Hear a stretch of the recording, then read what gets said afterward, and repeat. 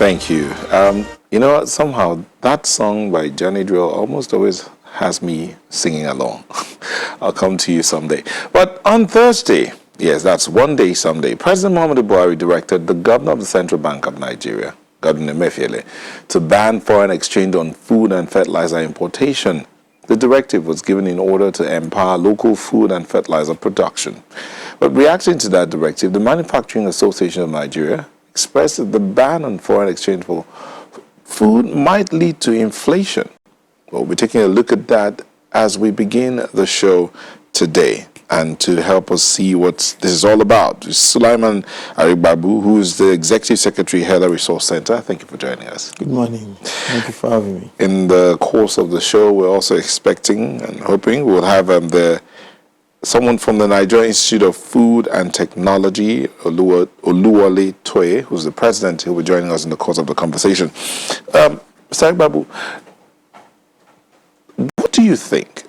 The president's directive, let's start from there, to ban foreign exchange for food and fertilizer importation, and the reaction of the Manufacturers Association of Nigeria. Yeah, thank you. It's I think everybody is playing their part. The president, of course, has to. The naira is under pressure. We don't have as much money as we ought to, so we need to rationalize the things that we bring into the country. So the things that we can do without, we need to be clear about that. However, the manufacturing sector cannot exist without bringing some of their production inputs from the abroad. If that is going to happen and there's a blanket ban on both luxury items and essentials, there's going to be a problem. Because even those things that we make in here, and we need the manufacturing sector to actually keep work and keep jobs, for citizens, for us also to have internal commerce, which is part of our economy. So it's a balance. What needs to happen is that the CBN needs to sit with the manufacturing sector and understand which is essential. So one man's essential item may be luxury to another. Even when you talk about drugs, that are banned, that are hard illicit drugs. Some of those things are inputs for some other manufacturing arms of pharmaceutical arms of manufacturing sector. So one man's luxury item is another man's essential. So there needs to be a balance in it. But yes, it is important that the president instructs the CBN that we can only import those things that we really, truly cannot do without. Otherwise, we'll continue to live in a fool's paradise. Okay, but in all of this, are you considering the timing as well? I think there's no other time that we have to do a lot of things than now. Because, yes, it's quite difficult. It's going to bring quite a lot of hardship on some citizens. There are things that we might consider luxurious, but for some people, that is all that they know how to, they use. But we are in a precarious situation, especially given the reality of this country with COVID-19, the way it has impacted on our economy, and also the fact that our economy has been on shutdown for quite a while. And then the price of oil is also not so favorable to Nigeria. Unfortunately for us, we have refused to diversify our economy. We have only paid lip service to doing that. So there's no time that's going to be a good time. The best time for us to do all of this was years and decades ago. We failed to do it there. So anytime we are serious about it now is the best time. So, Mr. Babu, are you saying that because you didn't do something when you were supposed to, the day you decide to do it, you should now go with it drastically? Because there's this school of thought that believes that this directive is too stringent, as in it's like now. And then, as you mentioned it, some of those manufacturers need some of these inputs. So it's as though it's a blanket, or are there certain clarifications that are not out in the public? So that's why I said that the manufacturing sector needs to sit with the president of the governor of the CBN, and the National Council for Food Security to have clarity. That all of this conversation started from when the CBN said it was going to place a ban on the importation of maize. And I tell you, that is a conversation that is not easy to have. If you refuse to place a ban on importation of maize, local growing of maize will never thrive. Those who grow maize in country do not thrive because they cannot compete with what comes from outside. Now, if you insist that you are going to place a ban on importation of maize, the manufacturers, those who make feed meals, those who make some of those things, who use maize to make other things that we use, especially in the poultry and fish industry, will have to buy more expensive from the local farmers. So it's a tough terrain to navigate. But still, we have to do something about it because Nigeria has the capacity to actually manufacture, to actually grow enough maize for local consumption. If we pay attention to maize, the much we have paid to rice.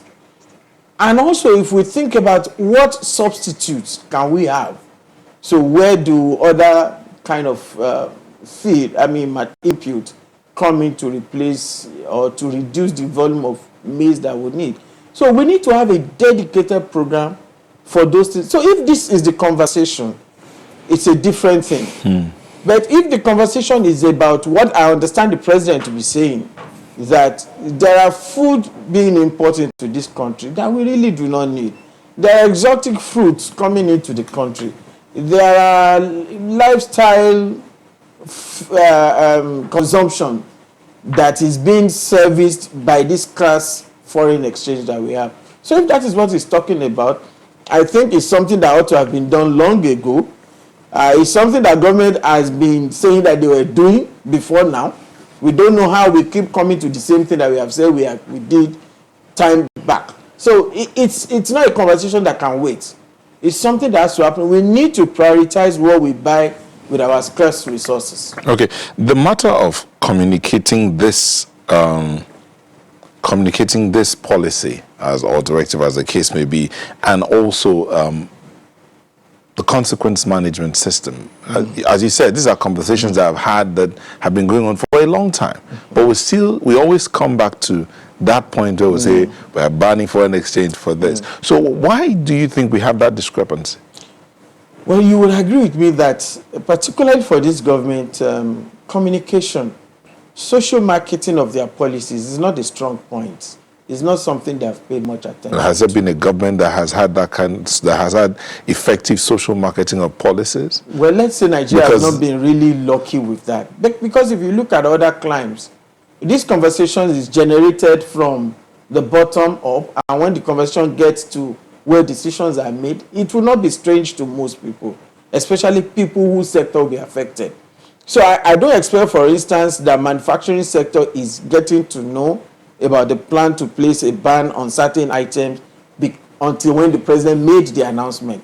Now, these are conversations that are needed to grow from those who will be most impacted. Then by the time the president was making that announcement, you don't expect the manufacturing sector to come out like, oh, we didn't know about this. You would expect that they would have been saying, oh, we think they should do otherwise. It's not that we're not consulted. But usually here, consultation is not something that government has taken as a priority. And that's a problem, really. Because there are so many policies of government that are not as bad as they sound. Especially when you then have the details of how they reach the decision and what the intendment is. But because it just hits you from the headlines, it's open to conjecture. People, give it their own interpretation, and before you know it, it becomes controversial. But by the time we step back and then have the conversation that should have preceded the decision, you would realize that it's not as bad as it looks. That conversation, again, still that matter of communication. Would you know that over time we had government talk about grants and incentives for different agricultural practices, the rice industry.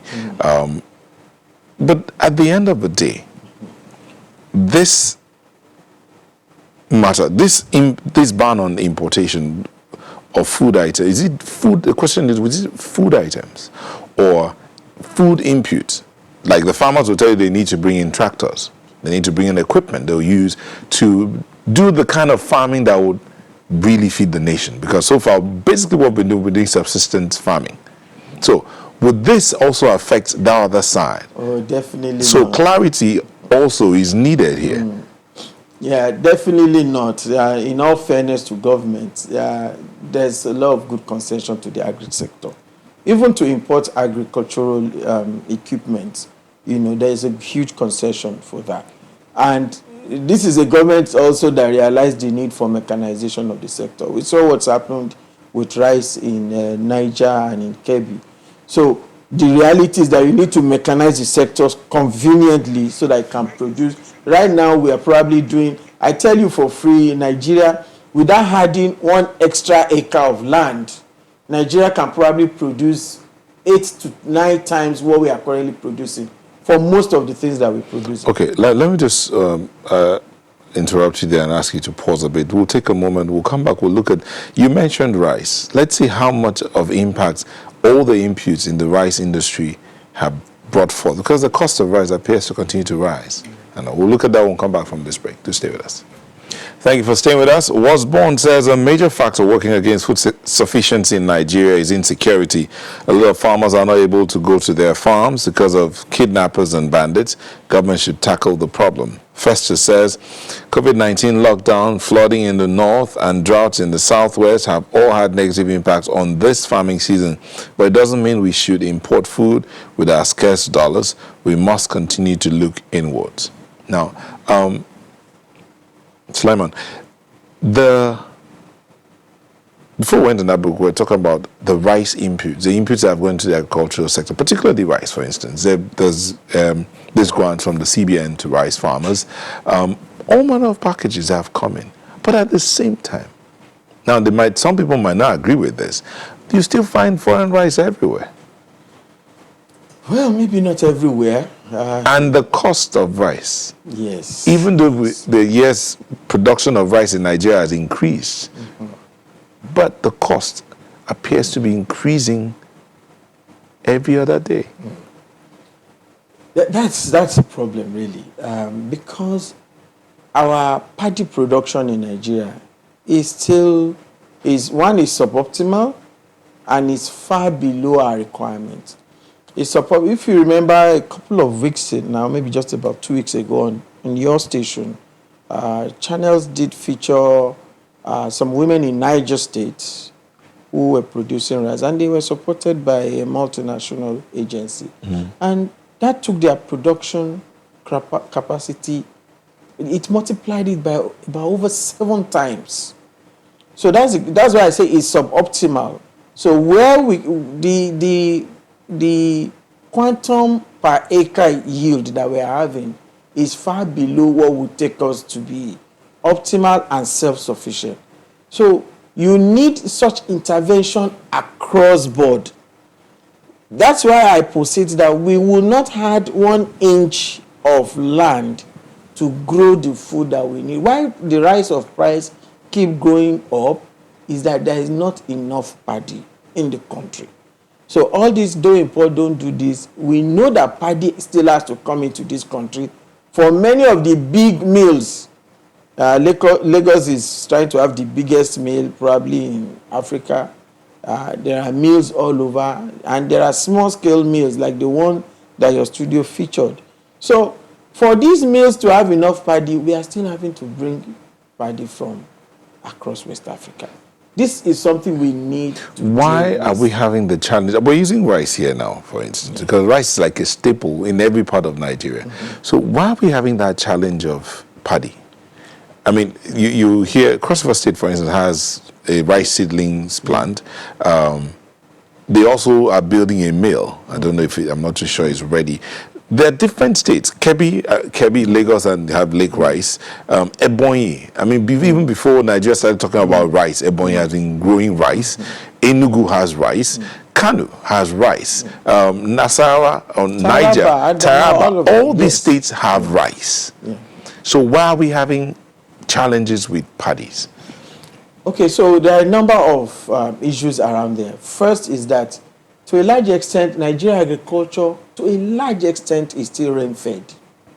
So the planting season is limited because rice is a crop that you could plant about 3 times in a year.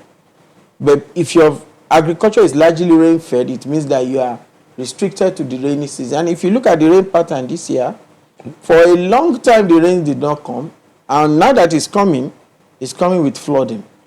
Neither flooding nor drought is good for rice production. Also is the fact that we are not making the best use of natural eco services. So all the places along our river basin Flood authorities, the floodplains, these are places that should have been dedicated for specific farming, like, for instance, rice. But we do not have a policy that supports that. So Lagos, for instance, as small as Lagos is, Lagos has a lot of places that can grow rice. But Lagos does not see itself as a place to grow rice. Yes, there's some rice growing in some parts of Lagos, especially Badagry. You know, of course, it's still like Lagos can afford to, say, I'm going to look at the milling and the marketing and the processing and all of that. That's fine. But we have enough land. We are blessed with the kind of weather that could, grow good rice. But we need to support it with science. We need to support it with technology. And we need to have a national commitment to say that, okay, if it's going to take us 2 years to reach there. I mean, we stopped the importation of rice quite a while ago. It has improved our sufficiency, but we have not gotten to that state. And what we are talking about is the rice for consumption. We are not even talking about rice for industrialization. Because if the manufacturing sector start to see how they can probably substitute rice for some of the things that they need, they will be in bigger trouble. Because the cost of rice for eating at home will climb. So, yes, government has devoted a lot of money there, but we are not using the right, we are not supporting with the right knowledge. We are not supporting it with sufficient input. And that's why I keep going back to that report. Those women have been growing rice for a long time, supported by government. But by the time FAO came in and said, okay, you could try this variety and you could try these agronomic practices, their stories changed. And we need to replicate and multiply that across the land. In other words, before the ban on importation of food or foreign exchange, all these things need to be brought back in. Like the ministry, what are the Ministry of Agriculture doing? The extension workers, are they still available to go into the farms? Do we need international agencies to come in to help our farming, to help our agricultural production increase?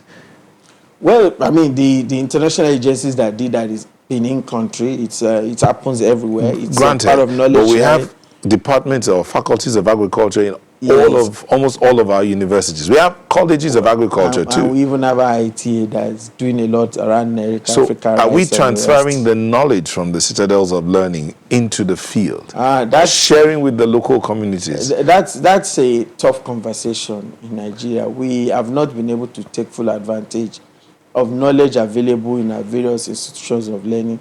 And we have not even been able to help our institutions of learning to optimize. So we have dedicated research institute for various crops and livestock.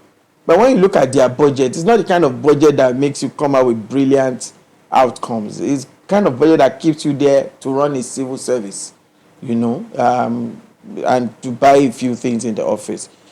Our universities, we are not helping them to access such grants, that will make them come out with fantastic. Yes, and indeed, in spite of what I've said, a lot of things still come from these places, but there's no linkage between the gown and the town, between the institutions and the farmers, between the institutions and the manufacturers. So a lot of retooling, restructuring need to happen for our educational sector. It needs to happen for our agricultural sector. And, for the thing you said about rice, the truth is Nigeria can actually grow enough rice to take care of ourselves, to probably become a hub for Africa or West Africa, and to make rice become a substitute for some of the things we are doing. that's going to industrialization. But this needs to be driven by a national determination, which I am not really seeing. There is a lot of work, a lot of energy, to improve, but we are not working strategically, and I don't think we are carrying everybody along sufficiently. So we are talking about, for instance, do we have adequate extension service? The recent decision by the federal government to employ 1,000 persons per local government is a beautiful initiative. It will help to mop up some of the unemployed. But how are we going to strategically deploy them? Do we have a vision for agriculture to say, oh, we want to improve this and that in the agri sector, and from this 1,000 we are deploying for every local government, for instance, or where they are most needed, certain number of this employment? Federal government came up with the one where graduates Empower, thank you. And on that Empower program, there is the portion dedicated to extension workers. Now, when we interfaced with that system, we realized that there are two issues. One is that people are deployed to go and do extension without backup, without support. So not that, sometimes many of our young people will go through universities and it's not as if you have become really proficient. You have just been able to study and come out of the university.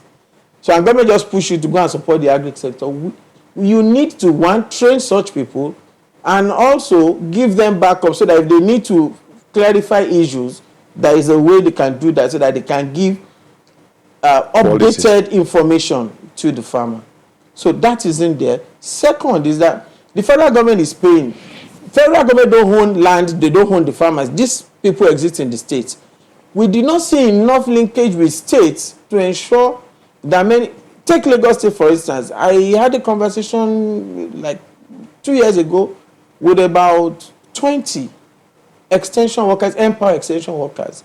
And they are saying, we are here, but nobody is calling. We don't even know where to go to. Because they don't know where the farms are? They don't know. There's no coordination between the State Ministry of Agri and the agency running that program. So many times you then wonder, we like to talk about big, fantastic ideas. But do we link them to, now we are doing a vision for 2050. The other visions that we had that we did not actualize, are we able to link these intervention programs that we bring into seeing that this one that we are doing, we had X amount of progress to this particular program? If we have a program for rice, any intervention we are bringing in the economic space, in the workspace, in the educational space, do we have a vision of how it links, to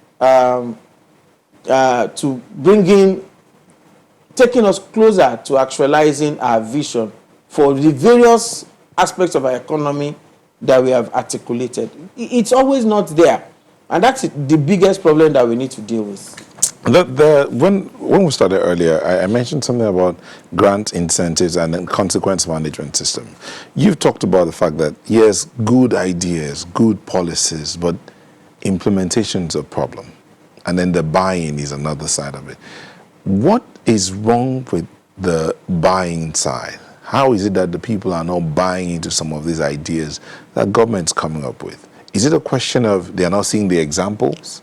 Or the government is not, or the authorities are not using some of those things they are trying to sell to the people? Would that make any difference? So I mentioned something about social marketing earlier. And it's a concept that is needed for every intervention of government. As long as it's people, not machines, that will interface with that intervention, you need to properly sell it to them. So we're talking about when the president said, okay, we are not going to be providing dollar to import food, and the manufacturing sector seems to be taking unawares. So that tells you that that conversation did not start where it should have started from. So, and if things don't start where they should have started from, it's usually, you find that there's alignment becomes problem. So that's a challenge. Another challenge is that we seem to be quite haphazard about many things that we do. We cannot state, for instance, the federal government says we are employing 1,000 persons across local government. But one would have expected that policy to, that intervention to say, oh, and we are doing this because we want it to tie into our vision on this, our vision on that. So people are able to see that everything we are doing is deliberate, is structured, is well thought through. Whereas as if somebody brings a memo to the Federal Executive Council and say, you know, we should do this, and then we adopt it. But we do not ask and interrogate, okay, how does this link to ABC? I'm not saying that thoughts and thinking do not go into some of these interventions. But I'm saying, how robust is this thinking that goes into it? How robust in the sense that how does it lead to every other things we want to do in various... we need to see the linkages. And it is when people see the linkages and they see how where they are on the value chain, the impact of the role they play or chose not to play. When people start to see themselves in the picture of things, then ownership, becomes a lot more easier. And when people own things, they usually are likely to go eat the whole hog. Otherwise, people just see it as another program of government. Something nice is coming from federal government. And then it comes, people take the benefit they can out of it and leave it without thinking of, okay, has it achieved? We all need to know where the destination is. We all need to know where the goal is so that everybody can see themselves, as being part of... There are some people who are concerned that some organizations like HEDA, for instance, are not helping in any way.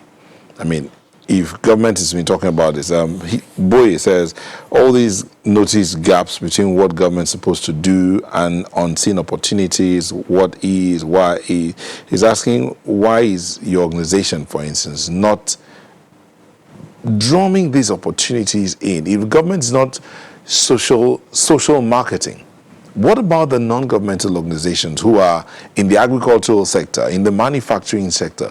Can they not help to paint a clearer picture for the citizenry? Yeah, you are right. The president gave an instruction to his appointees recently and said, let us blow our own trumpet. Well, because we are in the NGO, we usually do not blow our own trumpet. But indeed, our sector is doing a lot. I tell you, for instance, we worked through this year with the Nigerian Meteorological Agency.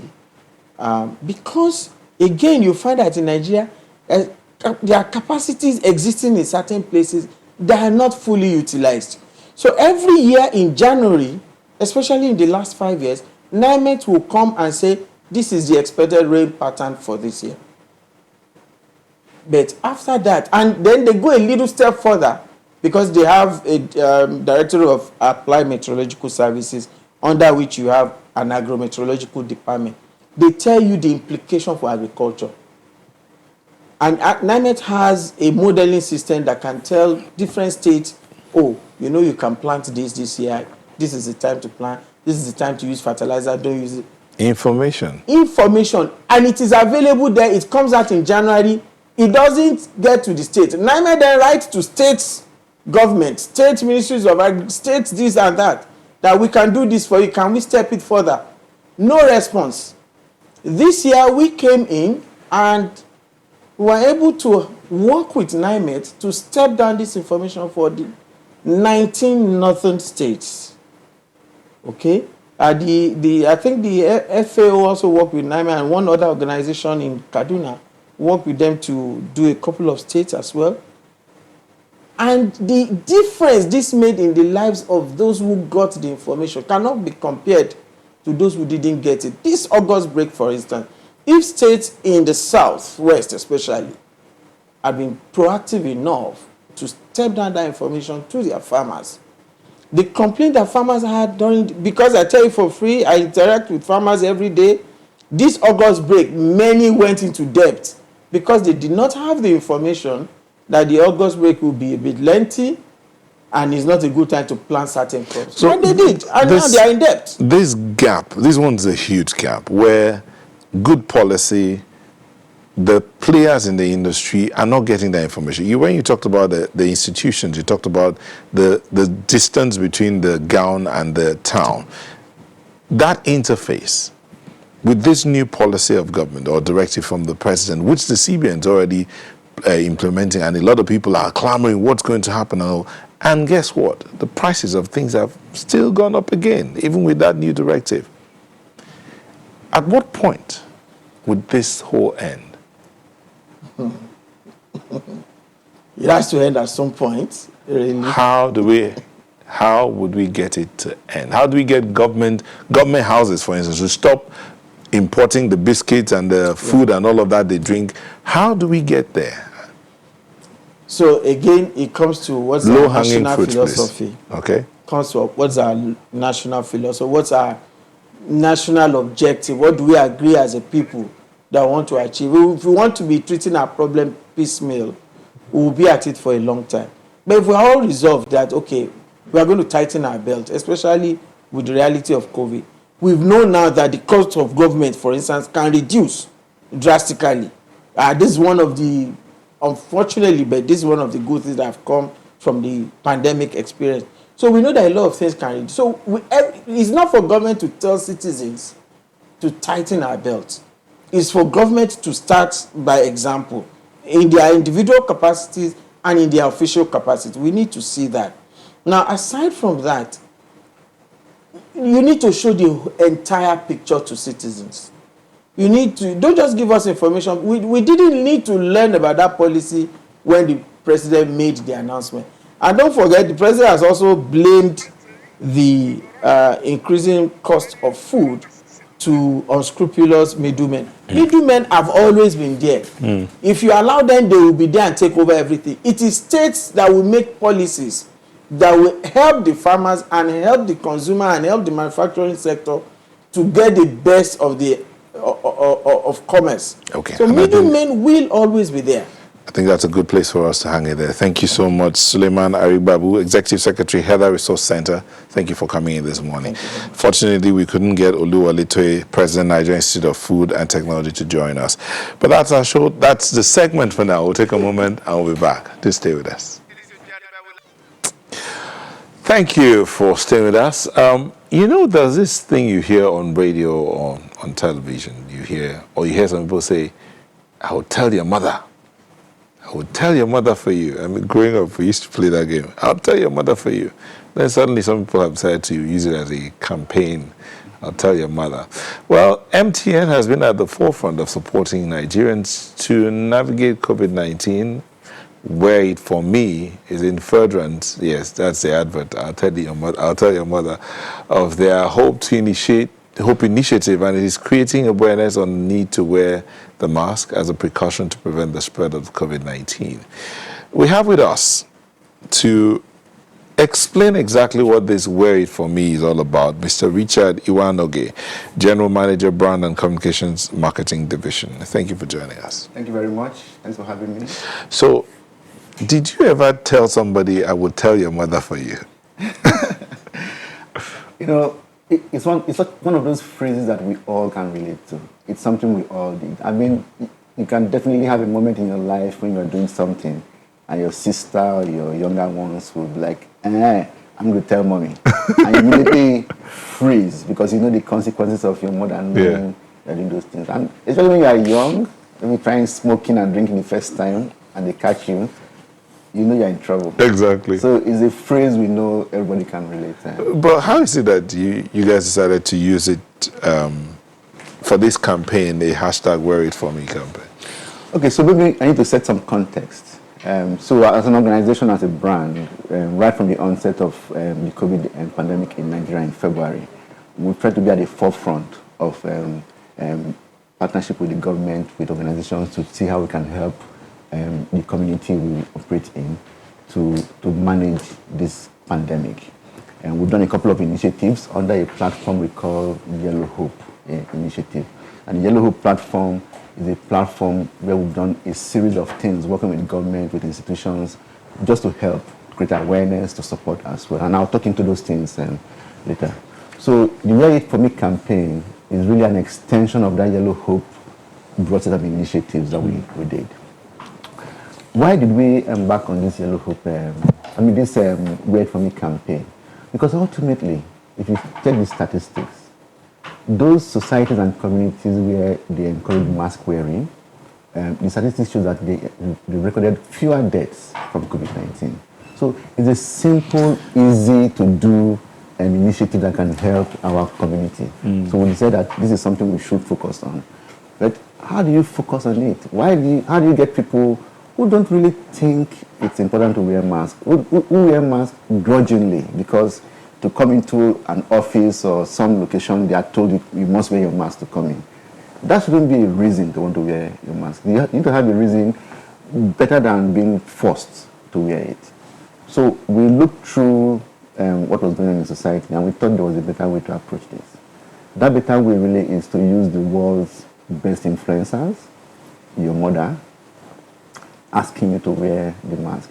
And it makes sense because this pandemic affects disproportionately the elderly, the immunocompromised in our community. So the younger ones might feel, well, it doesn't really affect me, why should I bother?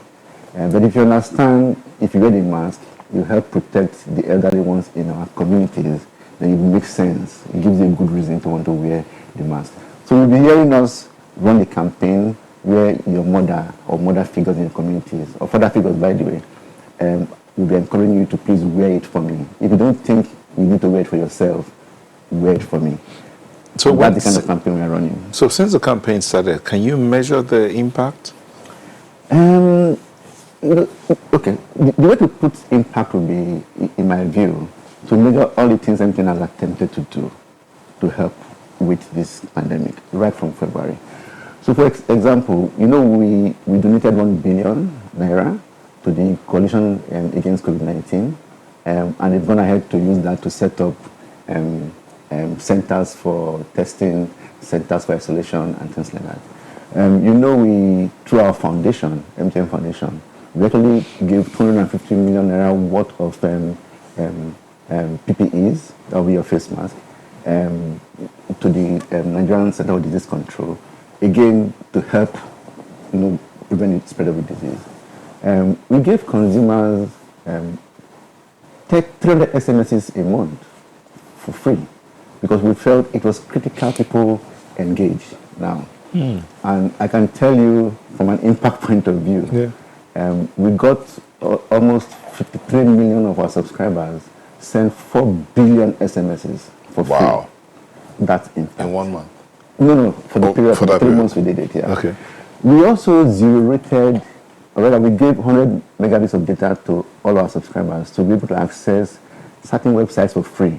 Websites like WHO, Nigerian Center for Disease Control website, so they can get authentic information on what is going on about the disease.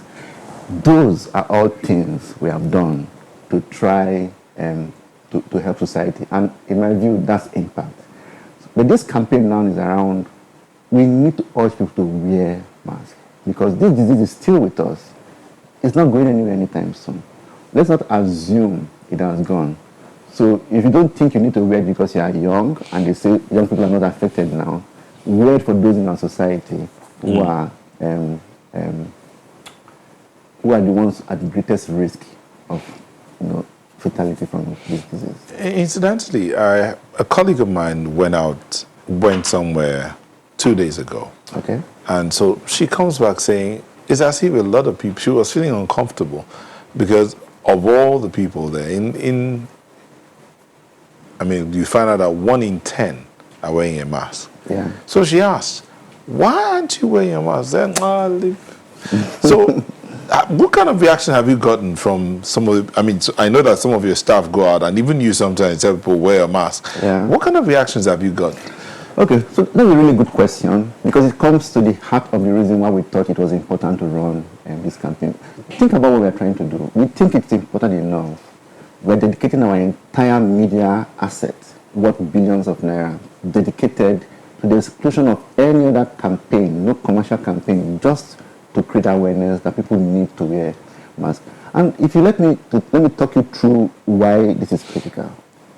Africa is a young society. Across the world, the youngest population is in Africa. This disease, it affects the young, but not to the extent it affects the elderly who are already immunocompromised. Young people have a feeling that even when I get it, I come out of it, it's not going to kill me. So they don't bother. But we think if we don't do something about it now, what will happen is in time, the elderly in our society, who are the ones most impacted, will begin to suffer from this disease and probably die. And we don't want that to happen. So it's awareness that is the problem. It is to give people a reason to want to wear the mask, beyond them just thinking of, well, it's not going to affect me. I'm young. Why should I bother? So we are creating this awareness, making this effort and investment because we want young people to notice that if you do it, you don't do it just for yourself, you do it for your mother. Your mother will be telling you to do it for her. The way we've gone about this now is to find influencers and ambassadors, people that young people listen to. And we've gotten in touch with their mothers. And their mothers from the campaign you will have seen have been the ones sending that message to say, my son, I like what you do, please, for my sake, wear this mask. And those influencers on their own, in their social media handle, they're not encouraging their followers to do the same. So is that awareness we really want to create, hoping to give people a good reason to want to wear a mask. And we believe as a brand, that's what we show them to. What if in all of this, they don't wear the mask? I certainly hope they do. The numbers are not looking very good. We are recording deaths every day. But as a brand, think of it, we serve close to 70 million Nigerians. Across Africa, MTN serves close to 250 million people. We think the size of MTN, the number of customers we have across our operation, puts us in a unique position to be able to send a message to all our subscribers and to society in general, and that we can get across to people. Our dedication of our media assets across board for this kind of exemplifies the reason why we think it's important that we do this, and that's what we're trying to do. Okay, let's look at engagement. You've listed some of the things you've done. You've done financial donations. You've given out time, airtime. Was it data? We gave SMS. You gave SMS. You gave data. You gave money. Face mask as well. And now you're doing the face mask one. Yeah. So it's like a holistic thing. Yeah. But in terms of like engagement, how do you manage that engagement with your subscribers and indeed the society, your host communities, to say, get involved? How do you manage that? Okay, so I spoke about awareness creation. We're doing that. But there are a couple of things that are kind of subtle that we are doing that I would like to highlight here. Even before the government announced the lockdown and work from home and stay home, MTN, starting from our staff, we already asked all our staff to work from home. We thought we owed our staff that they should do that. That was the first thing we did. The second thing we did was we talked about our subscribers. So all these things I listed about free SMS, free access to the website, we did for our subscribers. We thought people needed to know what was going on, get accurate information, and be able to communicate. But more importantly, we also kept the network running. Because we realized that when people are home now, working from home becomes imperative. It was the responsibility as a network provider to ensure that the network keeps running, that people are able to still carry out business. And we are pretty proud that we've kept this network running despite the fact... And there are those who will say you also made a lot of money off them. It's a service we provide. If we don't provide this service, frankly, I'm not sure how the economy will be. So it's a service, and we are proud of the service we provide. But beyond that, we're also now communicating and encouraging that people need to wear masks because that's the only way we can deal with this disease. As a brand, I can't stress this enough, very few brands will take this bold step to dedicate their entire media assets to the cause of this disease, getting people to be aware that they need to wear masks. So you talk about engagement. I think across board, engaging with government, with institutions, partnering with other organizations, MTN has done a lot to try to create awareness, to give people opportunity to get information, to give people opportunity to work from home. Across board, we've done all that. And I think this is just part of extending what we've been doing since February. So in carrying out this campaign, the Wait For Me campaign, for instance, are you giving people MTN masks? Or is it they can get their mask and will just wear a mask? So part of the campaign, this is still work in progress. We intend to provide masks at our centers. So if you come to an MTN center for whatever reason, maybe to do a SIM swap or to buy a line or whatever, We will have masks available for you. If for any reason you come there and we notice you don't have a mask, we will give you a mask. But beyond that, if you indulge me, what I really want is for people to get involved. We have not a website, we have a URL, whereitfor.me. Let me emphasize that again, whereitfor.me. If you go there on your phone, we'll open up a small app for you that enables you to take a picture of yourself. We'll automatically put a mask on your face, and you can share that on your social media platforms. You can tell people who follow you the reason they should wear a mask. You can tell your loved ones that you're wearing the mask for them or they should wear the mask for you. We think if we get people involved, people will pass the message beyond the advertising we do around this, and people will take note. And hopefully, a few people will do, and will save some lives, hopefully. So just to say it again, whereitfor.me, whereitfor.me. If you go there, automatically a small app opens up for you. You take a picture of yourself, we put the mask for you automatically, and you can share it on social media so that your followers, friends and family can know what is going on, and hopefully begin to wear masks because of your action. Okay, so I'm actually trying to open it here so that I can. Are you seeing it? No, it's not. It's not. Whereitfor.me. Where it for or No, for? F-O-R-W-E-A-R. Where? F-O-R-O. Where it for.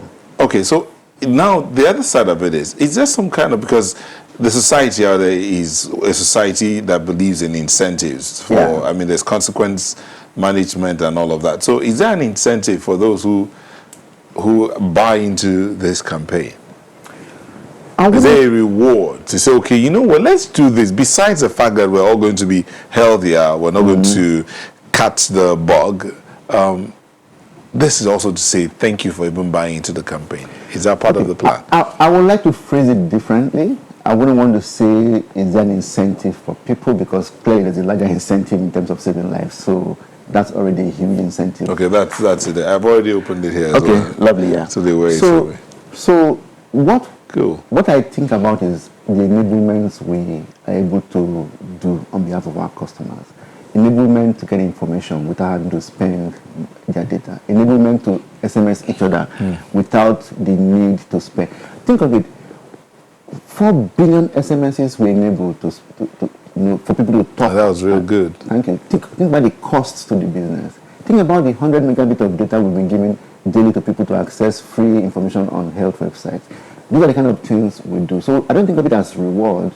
It's a necessity we felt we should carry out as a brand on behalf of supporting the government's initiative on COVID-19. Let's go back to that whereitfor.me and see how it actually works. So this is what you get when you open that page. Exactly. So if you follow the action button there, it opens up a camera. Thank you. That camera enables you to take a selfie. Okay. Cutting it Step off 1 from is your the nose. picture. Yeah. Step 2.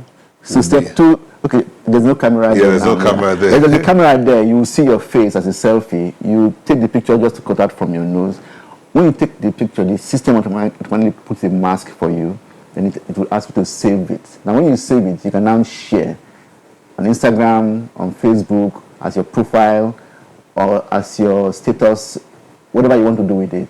Then your followers, friends and family will see that, and they will see the message. You also have an opportunity to put a message there. The message can say, in my case, I put my wife for my kids, so Lillian, wear it for me. My daughter, I'm wearing it for you. You know, those kind of things that are endearing, and people see that, and hopefully they will take note, do the same thing, and actually wear the mask. It's a zero-rated access, so they don't have to pay to use it. Whereitfor.me. And anybody, for any network can go there. Anybody can do that. It doesn't have to be an network, an MTN subscriber. Anybody can go there. And I think some things rise above those kind of things. Yeah. A challenge like COVID-19, I think, rises above those kind of things. So we are doing this for society, for our community. You don't have to be an MTN subscriber. This is something we believe anybody should participate. Okay. So if you had one last word to say to everyone out there, what would it be? I'd like to say this issue is still with us. we shouldn't take it for granted. We shouldn't assume it's going away automatically. We should take precaution to protect those in our society who are vulnerable to this disease. As a brand, we are dedicated to supporting the government, supporting initiatives that help curb this disease. We've already done so much. This is one more thing we are doing. It's a Wear It For Me campaign. Wear your face mask, because when you wear it, you don't only protect yourself, you protect the loved ones, the vulnerable ones in our society. And we think that's a noble cause everybody should join us in. Okay. Thank you so much. We've been speaking with Mr. Richard Iwanoge, General Manager, Brand and Communications Marketing Division of the MTN. Thank you for joining us. Thank you for having me. I appreciate it. So as we'll be back in a moment, just stay with us.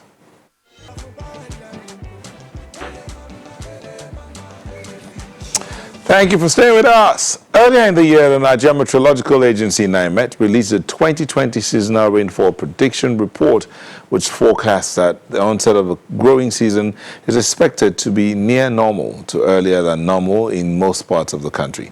It also forecasts February 24 as the likely date for the earliest onset around coastal zones of south-south states, while the earliest cessation date of around September 26 around Katsina, northern parts of Sokoto, and December 28 for the Niger Delta region. Recently, some states in the northern region are already being ravaged by floods. How prepared is the government and everyone for the coming rainy season? Yeah, there was been that break, but it's coming back again. So how prepared is everyone? So to help us understand, we have Clement Nze, who's the Director General of the Nigeria Hydrological Services Agency. Thank you for joining us, Mr. Nze. Thank you, Nato. Okay, so that prediction and the situation, already we're seeing that some states are already being flooded. But what measures have been put in place to salvage this flood? Not, I think that question should have been directed to the state governments and not to a forecasting agency. Yeah, we had an earlier guest, I think Suleiman from the civil society. Yes. He made mention of the release of rainfall issues by Nymex earlier in the year. And that the Nymex sent information down to the states. And most of the states work with that information. Following the prediction by the Nigerian Hydrological Service Agency, which was made public earlier in May with regards to flooding season in Nigeria, the Honorable Minister of Water Resources, Engineer Suleiman Adamu, authored letters addressed to state governors mentioning the names of local government areas in each of the states in Nigeria. The letters were specific to each of the governors. Each of the governors were told, these are the local government areas in your states or in your state that will be inundated in the course of the flooding season. The question will be, Governor A, Governor B, what did you do with the information given to you by the forecasting agency, by the Honorable Minister of Water Resources? That's why I said that the question could have been sent or be directed to the people at the grassroots, the people that are in charge of the states, the local government council, chairmen, and so on and so forth. So we perform our own part of the duty. There are different legs. The forecasting agency, which predicts earlier before the events begin to happen. Now, the other leg of it is those that are supposed to implement issues raised in the forecast, in the prediction. What have those people, the states, what have they done to ensure that what we are experiencing now, they are reduced, the impact is reduced? My agency on February 4th, during the dry season, we sent out an alarm. We have to agitate the nation. This is the dry season. that the best time to prepare for war is during the time of peace. Now there is no rain yet, not much. Or even if there has been any rain so far as at early as February 4, no flood incident have been recorded in Nigeria. That was the time people could see clearly to do some jobs, to do some take remedial measures. What did the state government do? The federal government at Abuja will not be expected to go to the states, which have their own level of autonomy, to begin to demolish structures that are obstructing the flow of flood, or to begin to clear their drainages, or to begin to construct drainages where they don't exist at all.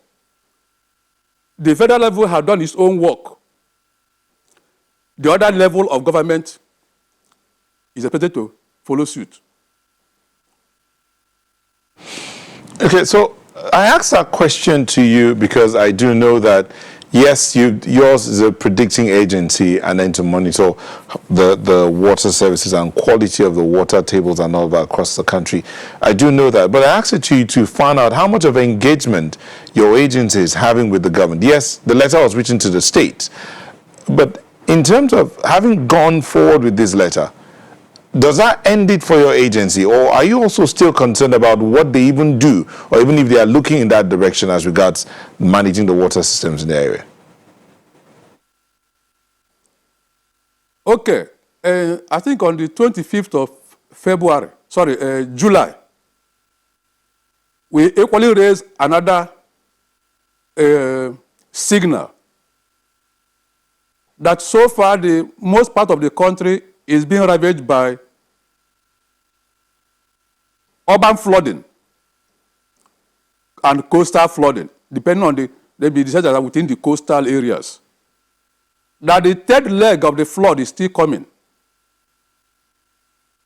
We use various social media handles to interfere with the state governments, still drumming to their ears what is still likely to happen. And that is when the third leg of the flooding incident, will set in sometime late August, September. Like I was in a program for a number of times with the governor of Kebbi State.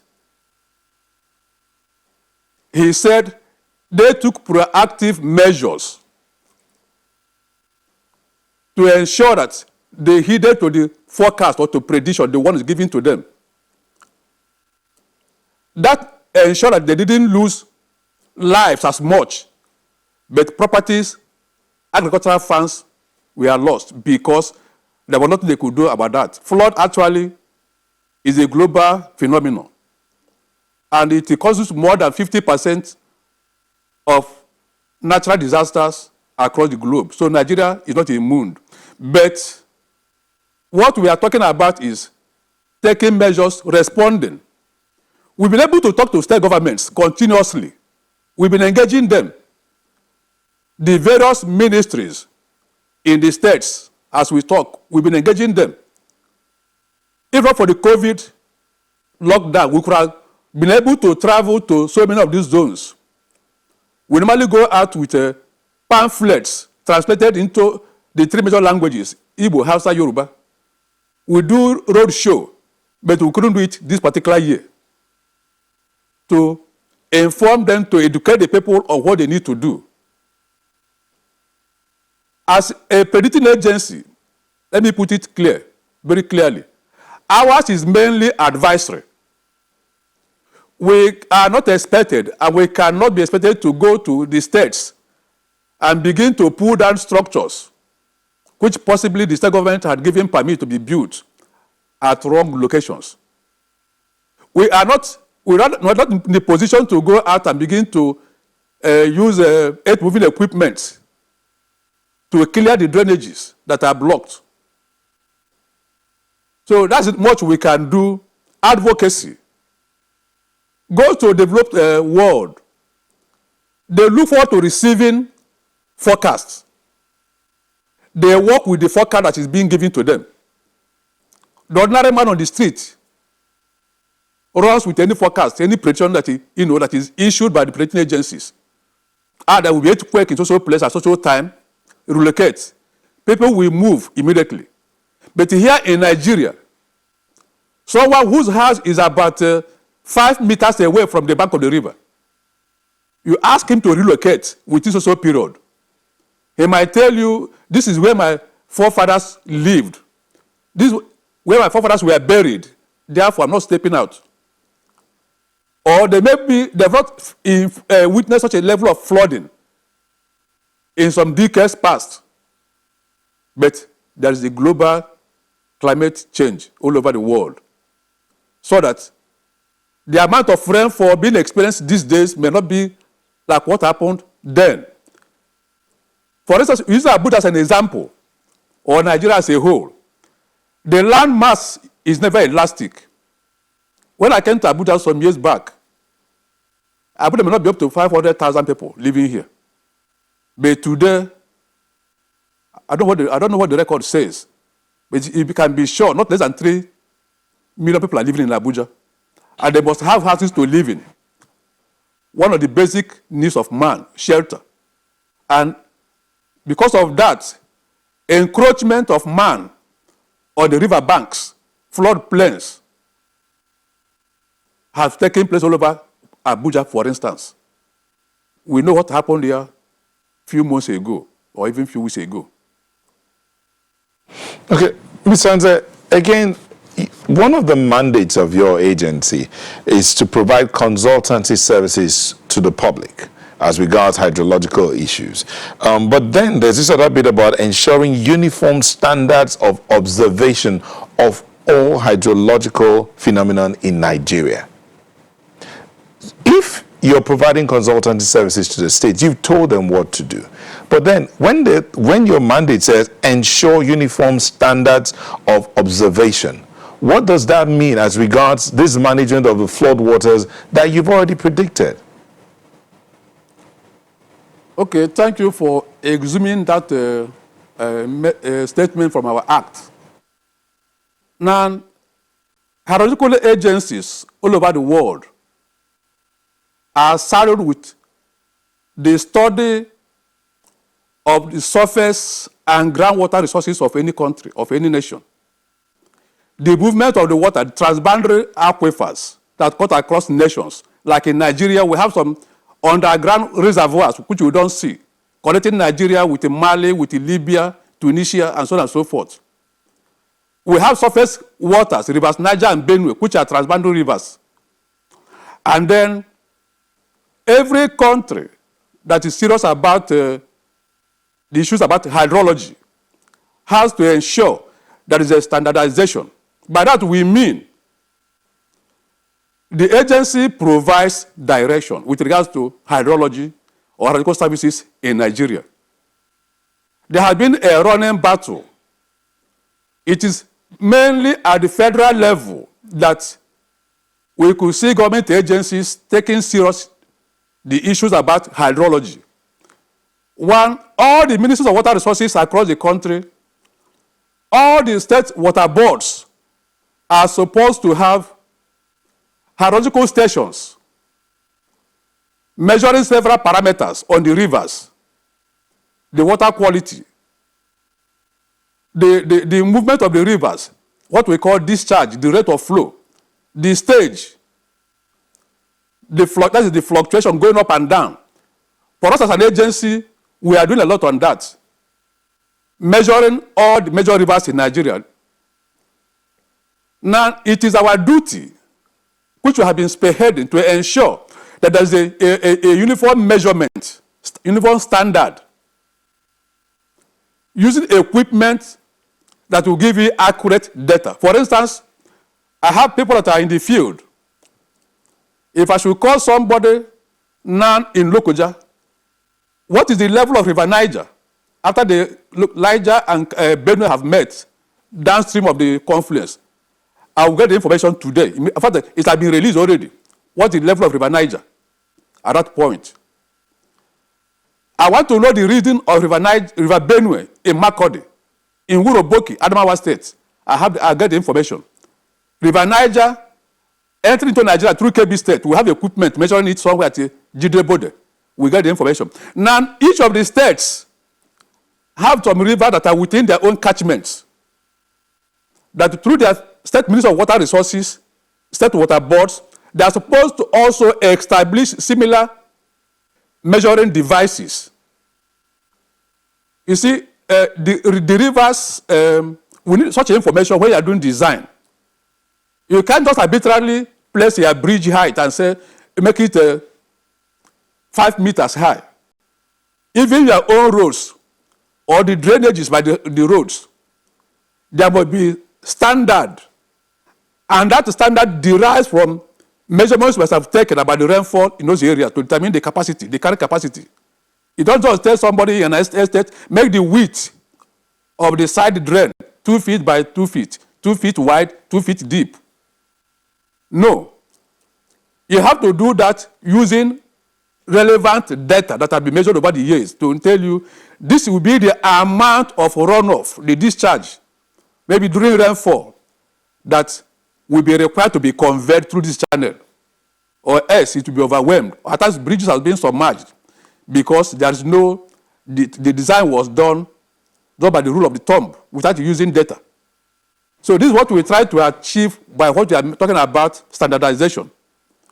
That whatever equipment that is being used in Sokoto State to measure their rivers will be in line with one being used in Abia State, in Maiduguri, Borno State, in Lagos State likewise.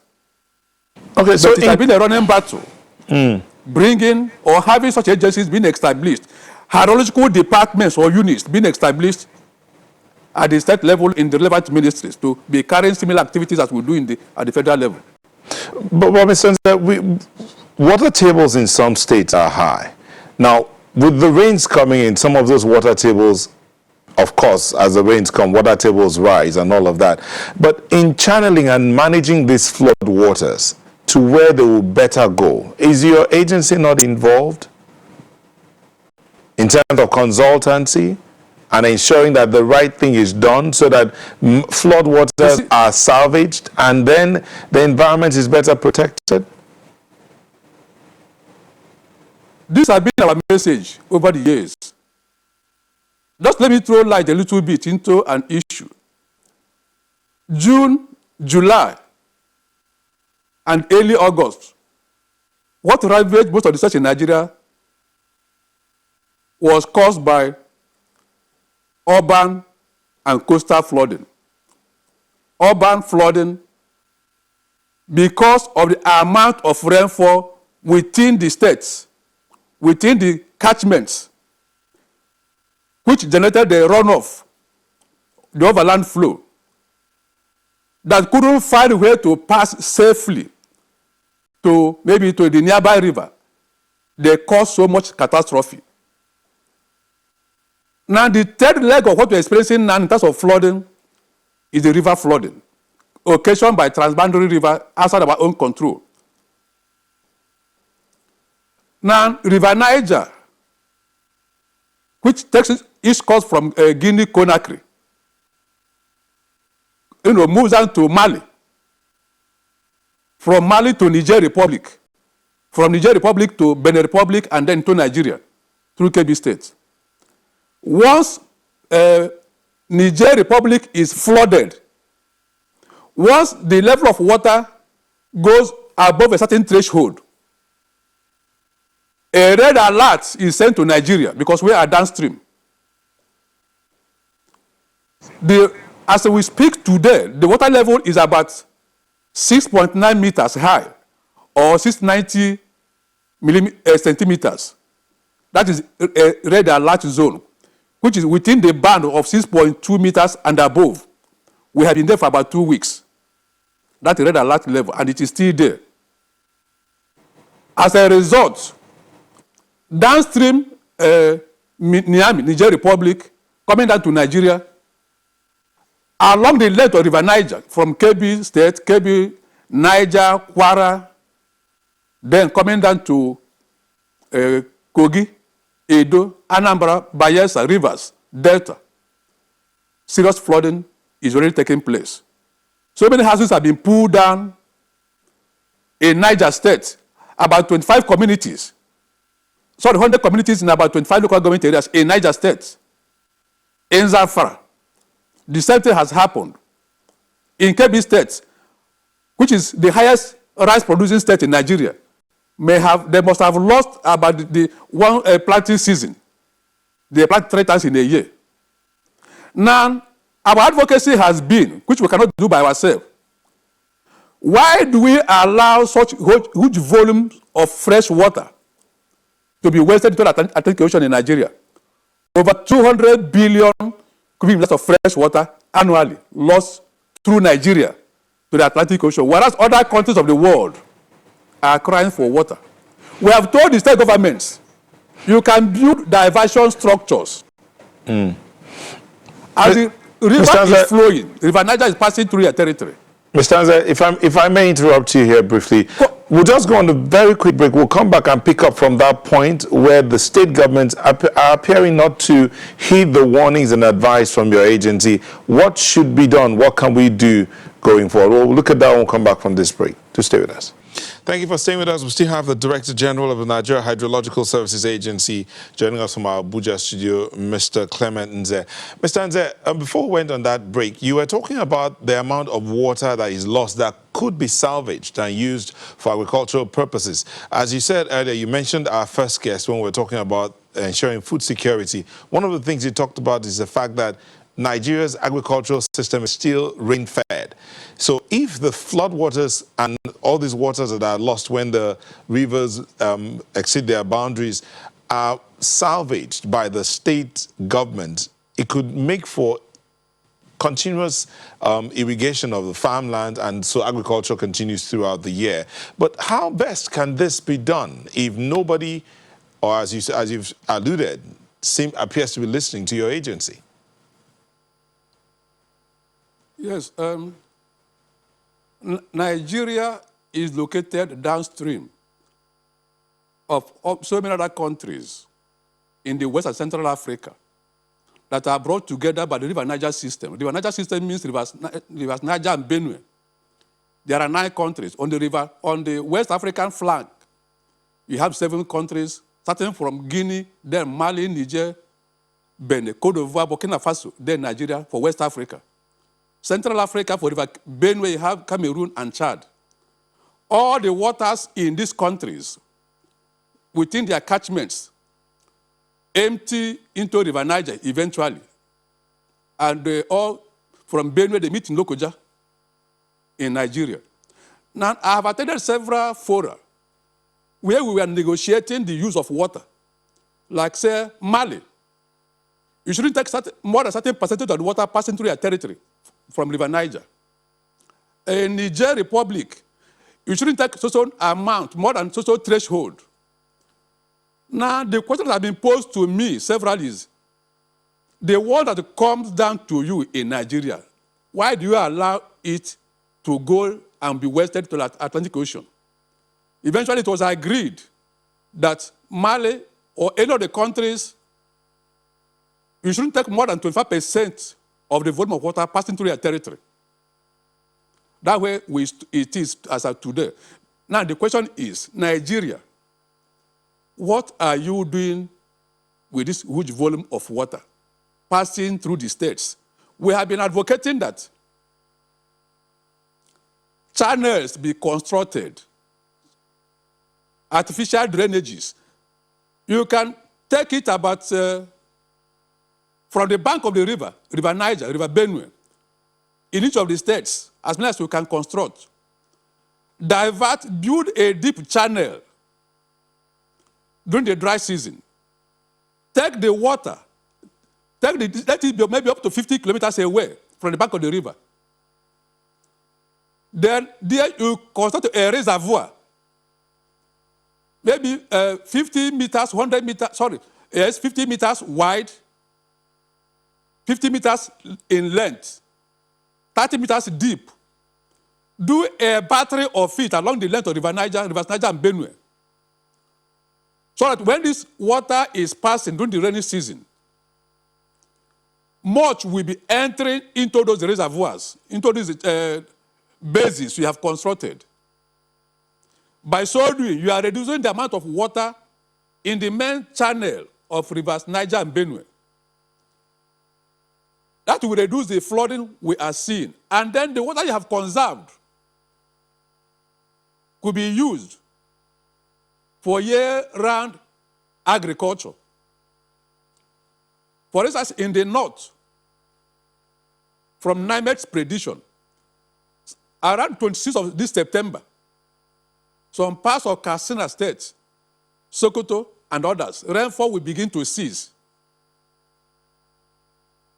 There will be a period of dry spell, maybe from October up to possibly May, June the following year. This season, we are having about 3 to 4 months of rainfall should have been properly utilized to arrest these volumes of water. Not allow it to get wasted into the Atlantic Ocean every year. It could be replicated in each of the states. It could be done in each of the states. And when such is done, it has a ripple effect. Some of us in Abuja know what they call Jabi Lake. It is an artificial structure. Sometime in the 90s, before it came into being, the groundwater table in around that area, Jabi area, Life Camp, Guarempa, Otako, the water table, the yield of water, groundwater was too small. But today, because of that lake there, the groundwater has been recharged sufficiently that you can get enough water when you drill your boreholes.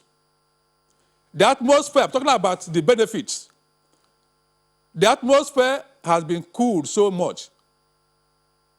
Jabi Lake serves as a recreational center. Go there every day from morning till evening. People are around it. You are creating small communities. You have reduced the impact of the rampaging rivers Niger and Benue.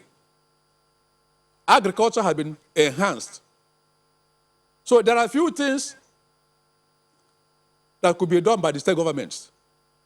Virtually every state of Nigeria has universities, research institutes, where the professors are hungry to go and do work.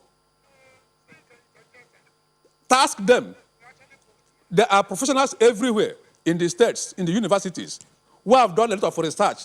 Let them translate their research into something that could be seen, that will help human beings, help the citizens. When you give them such a task, they will be at work and it will benefit the people. All right. Thank you very much. Thank you, Mr. Clement Nzez, Director General, Nigeria Hydrological Services, and joined us from our Abuja studio. Thank you for coming today. Let's hope that the state government will listen more and take more action to harnessing these flood waters. Thank you. Sunrise will be back in a moment. Do stay with us. Staying with us, just before we go into that thing about reopening of schools, Mike says he wants to know if there's a website where the predictions, the flood predictions, can easily be accessed. Yes, there is a website. You can go to the NIHSA,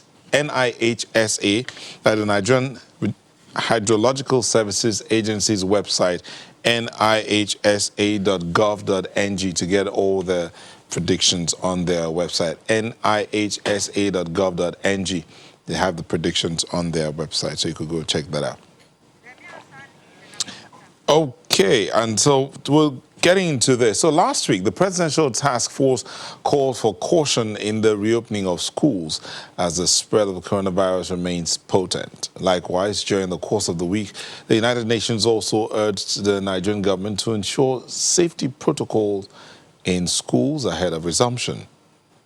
Well, this is what we're looking at this point in time. How safe are our schools for reopening? How prepared are the personnel that will be running the schools to cater to the needs of these children?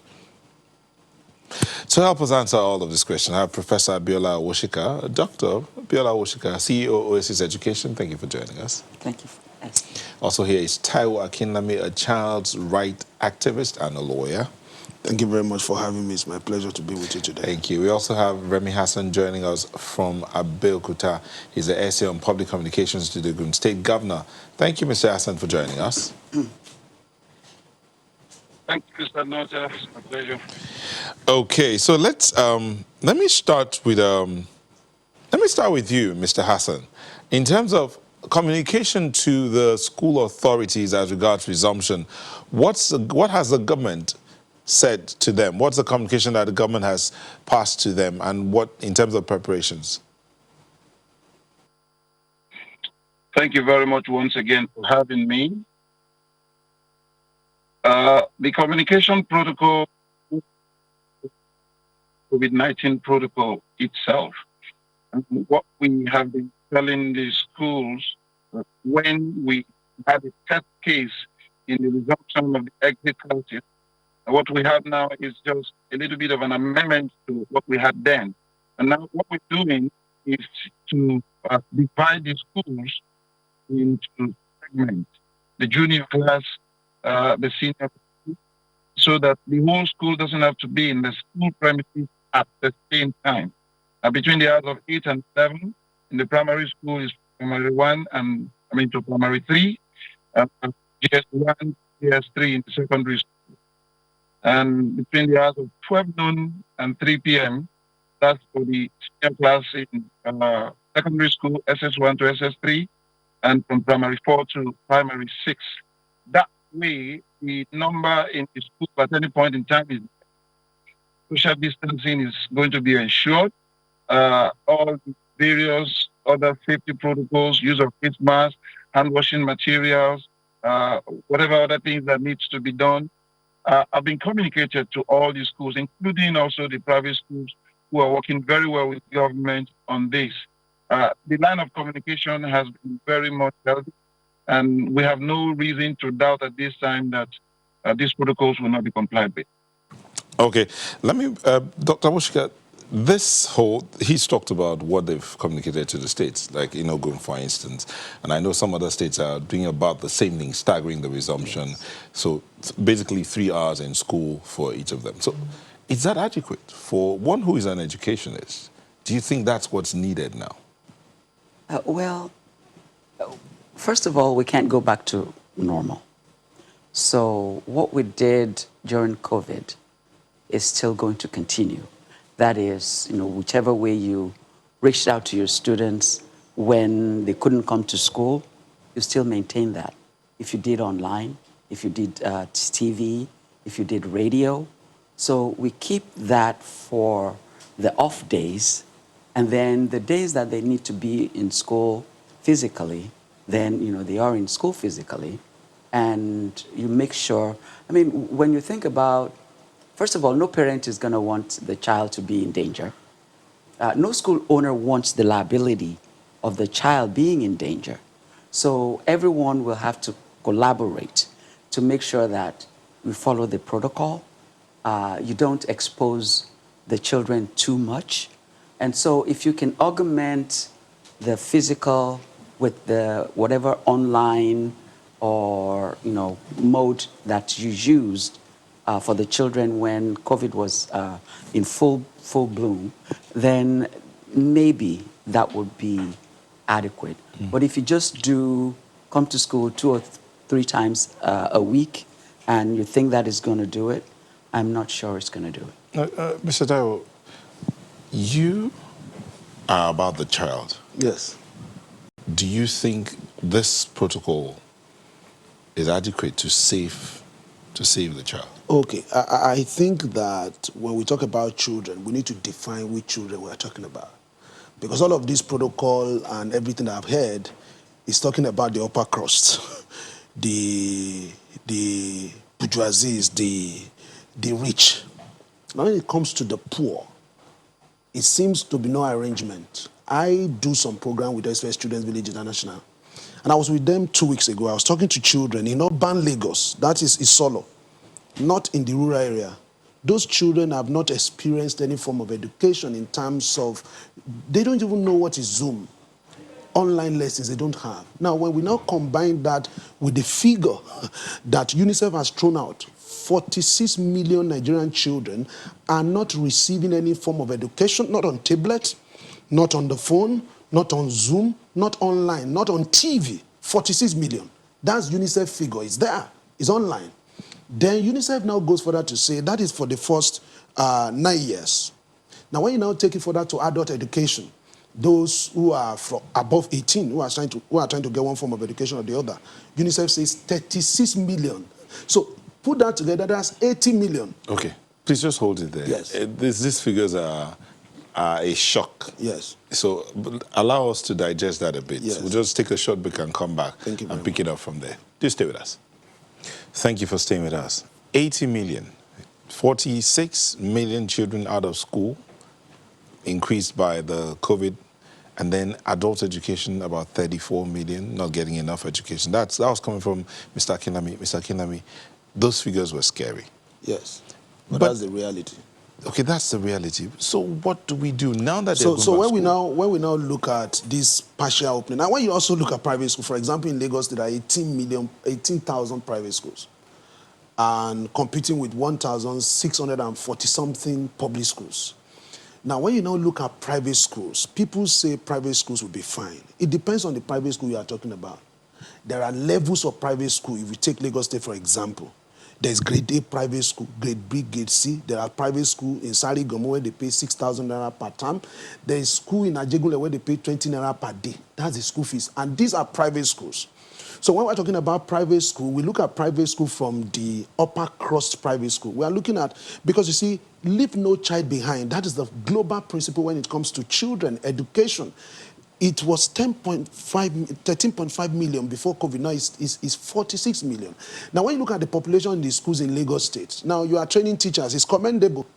But teachers are going to work with tools. They're going to work within this classroom. So when you go to a school in Lagos where you have 140 children in a class that was created for 40 people, 45 people, you have 180 children in a class. That is what is happening. So how do you manage all of that? I think that the government needs to put their attention where they ought to put their attention.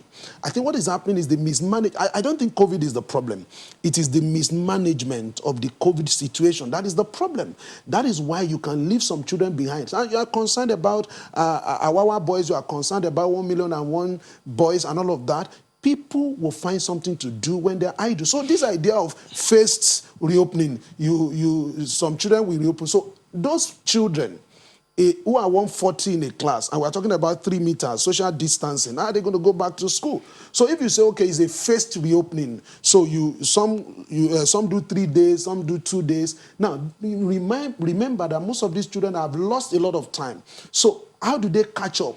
So what is going to happen? What we are seeing is that with this COVID, the gap between the have and the have not keep widening, keep expanding. Why? But those you who can heard take care of Dr. themselves are Awosika doing talk about the fact that what was done during the lockdown will Yeah. still continue Yes. to augment whatever is going to happen during this reopening. Yes. Let me take this back to Mr. Hassan. Mr. Hassan, phased reopening, about 3 hours a day for some classes. I mean, each class will be in school for 3 hours, 8 to 11, 12 to 3. And then some will have 2 days, some will have 3 days, as is being done in some states. But at the end of the day, Mr. Akinlami is concerned that it may not be adequate because the resources per teacher, per child, may not be enough. Do you agree? Can you come again with that question? Mr. Akinlami has talked about the number of children who are not getting enough education as it is, which was enhanced again or made worse by the pandemic. But then, now that the resumption is going to be in phases, his concern is the children might not get enough based on the resources available to the teacher per child. Do you agree? I don't agree with that because, yes, I'm not doubting those figures that were there pre-COVID. But even now that we are moving to the final phase of COVID, what we have done as a state in the course of all of this lasting is that we're about the first to introduce digital learning to all our out-of-school pupils. And we didn't just restrict it to access to internet. It was right there on the TV channel, the state-owned TV. 3 hours every single working day was dedicated, and it's still on even. The question of words does not even arise. So these children have had access. And the exit classes were particularly the major focus at that time, because going back to school to write their final exam, they had had quite a lot of revisional classes, preparing them for that period. Now, we haven't lost any child that has been in school before who is still in school now. If we're talking of what we need to do to tackle the figure that he has released, yes, that may be right to some extent. However, the idea of increasing the capacity of schools to take more children may not be the way out at this time, because all we're trying to do is just to guarantee social distancing. That's why we're facing the presence of pupils in school. Not everybody will be in school at the same time. So, But Mr. Hassan, this whole matter, this whole thing, is it about the entire school? Because, again, he highlighted those in the urban rural areas, or rural urban areas, whatever you want to call it. There are those who are, how do I put it now? There's the haves and the have-nots. But even amongst the have-nots, there are those who have not. So that's one of the things he's highlighting, that there are those who are amongst the have-nots that really do not have and have been suffering even while things were normal before the pandemic. Is there a special package, or is there a special arrangement to reach out to those ones?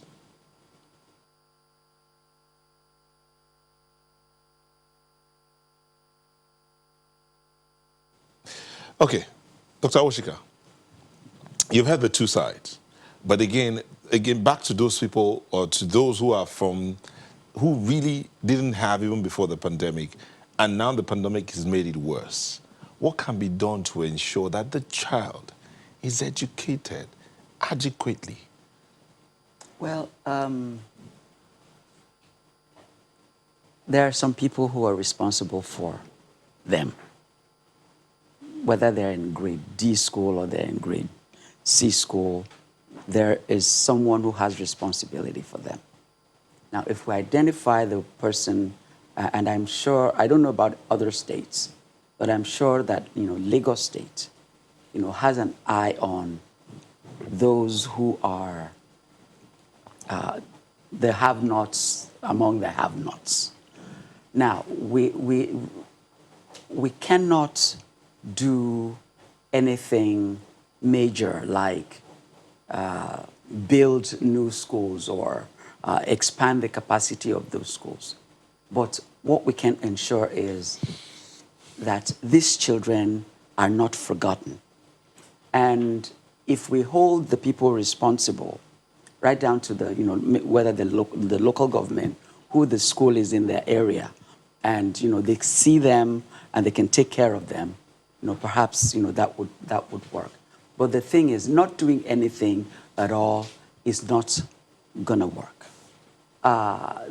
Children not being in school forever is not gonna work. So we take responsibility, and even for us who think we have a little, we take responsibility for those who have not. Groups where that is what we're doing right now. ERIT is taking care of 10 primary schools in Lagos State of the have-nots. So we as individuals, we can't expect the government to do everything. We as individuals hold ourselves accountable, take care of ourselves, and take care of those who have not. In doing this, Mr. Kinaman talked about some schools in a place like Ajegunle, for instance. Let's come back to Lagos here, where there are children who pay 20 naira per day. Well, they have been paying the 20 naira per day before COVID. So now the question is, with COVID now, certain things, there's more pressure, so to speak. So those children are not going to all be able to sit in the class. Some of them may not even have the online classes. They don't. We know they don't have online classes. So is that also factored into this plan? How be it is a private plan? No, it's not a government plan. Well, you see, when you put your child in a school, you're watching your pocket, and you're also hoping that even as little as you're paying, that the child is getting an education. No frills, no swimming pool, no internet, but at least the basic education.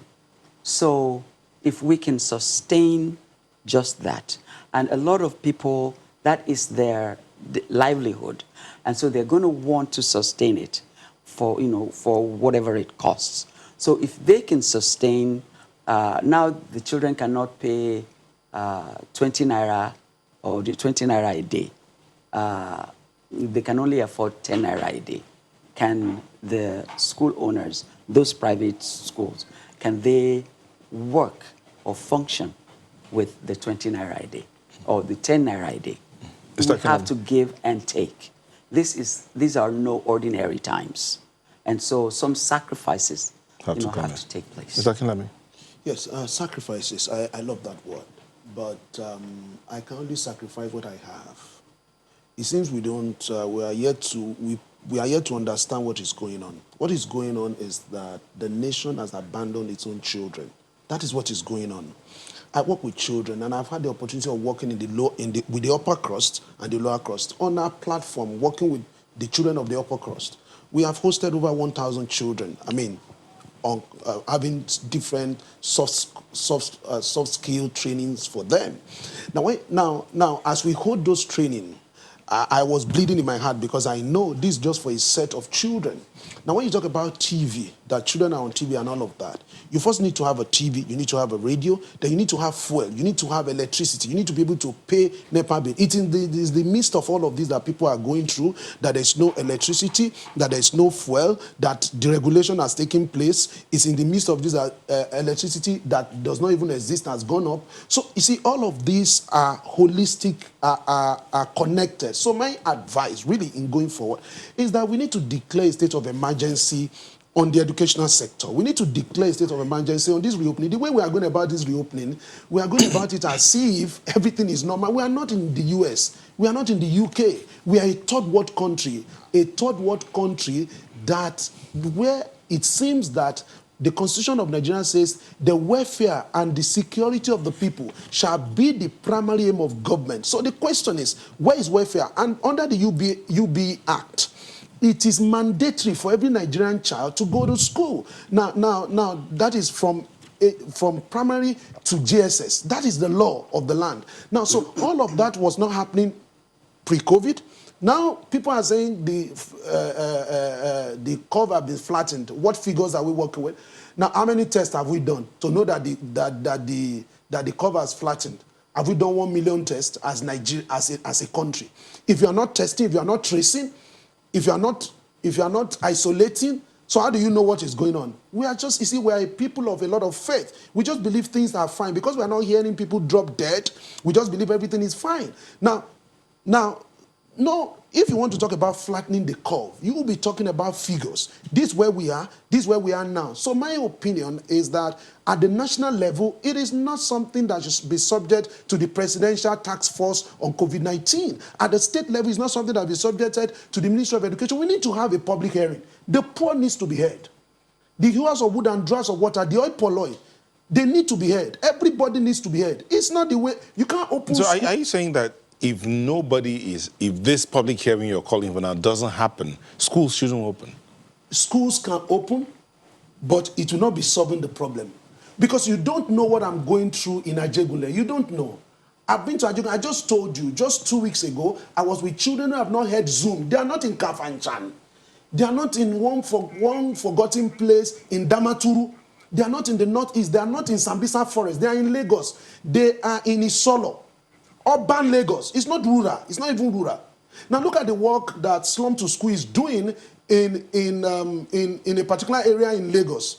That organization took it upon itself to create a center for these children to come to. That's how they were able to solve that problem. Okay. Now, if a private organization can do that, how much more government? You are creating. You see that what organization did? They got tablet for these children. They got them to a place. So they solved the problem of electricity. They solved the problem of fuel. They solved all of those problems. They solved the problem Okay. of logistics and brought all the children to that place. Okay, Mr. Akin, let me just hold your thoughts. When we come back in a moment, Professor Woshika will tell us what one private organization has done that in an area in Lagos. What about the rest of the world, in the rest of Nigeria, so to speak? Yes, Ogun, Anambra and Lagos have announced dates for reopening of schools, but what can be done and what should be done? We'll be back in a moment. Just stay with us. Thank you for staying with us. We're looking at schools resuming. What can the private sector, the private individuals, the private schools do, not just the government for everything? We have Professor Ibukun Woshika here, Professor Abiola Woshika, and Mr. Taiwo Akinlami here in the studio. We had Remy Hassan, Special Advisor Communication to the Ogun State Governor, but network issues. He joined us from Abeokuta. We're hoping we'll get him back before the show ends.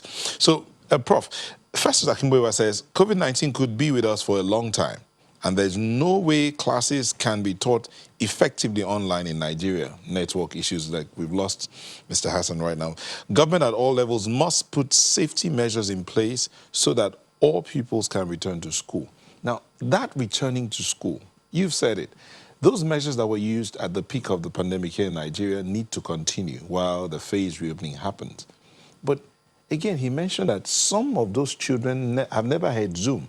And the ones that have heard Zoom or WhatsApp will get maybe a paltry 30 minutes of class for a whole day or for a whole week. Some of those teachers who are teaching haven't been paid for how many months? Is that the way we're going to do this? What we're asking is, the government to put up and do what it needs to do. But frankly, for me, I have given up on the government. I know we're not supposed to give up on our government. We're supposed to hold them accountable. But when you have, pounded the pavement for so long on the same things, I mean, we have declared the state of emergency on the education sector, several times over the last decade, and nothing happened.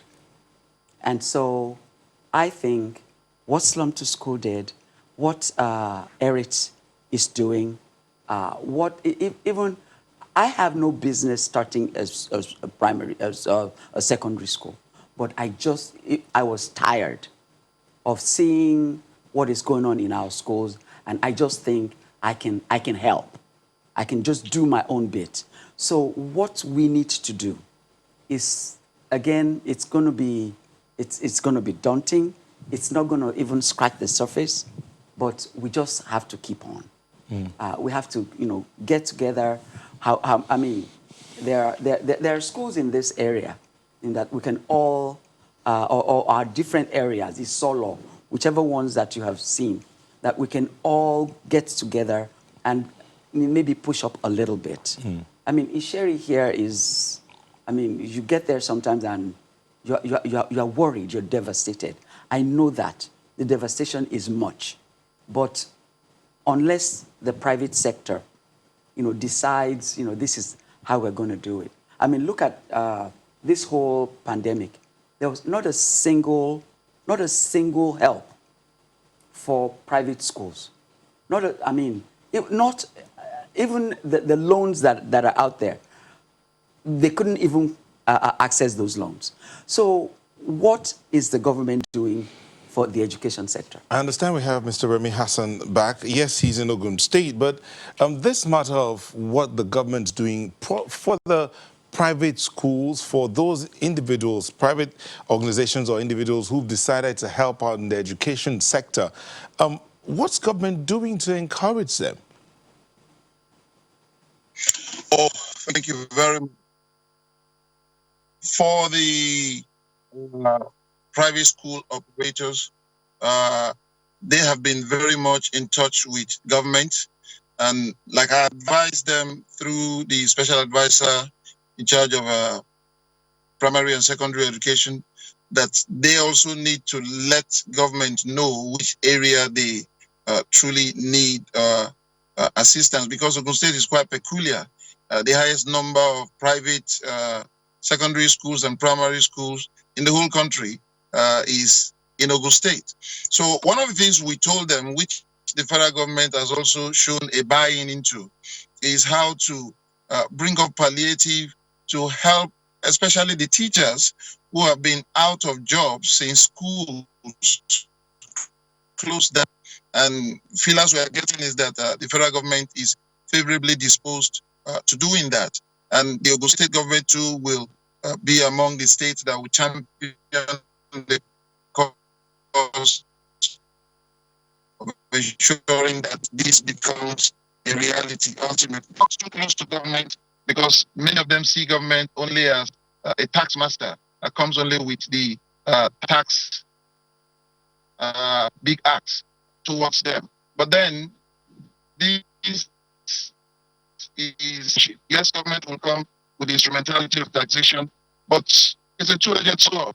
We have a lot to benefit from each other, even though government will still come with the responsibility of imposing tax where necessary. And as for the issue of how the poor being addressed, I want to mention to you that public schools in Ogun State are wearing a new look. Intakes there.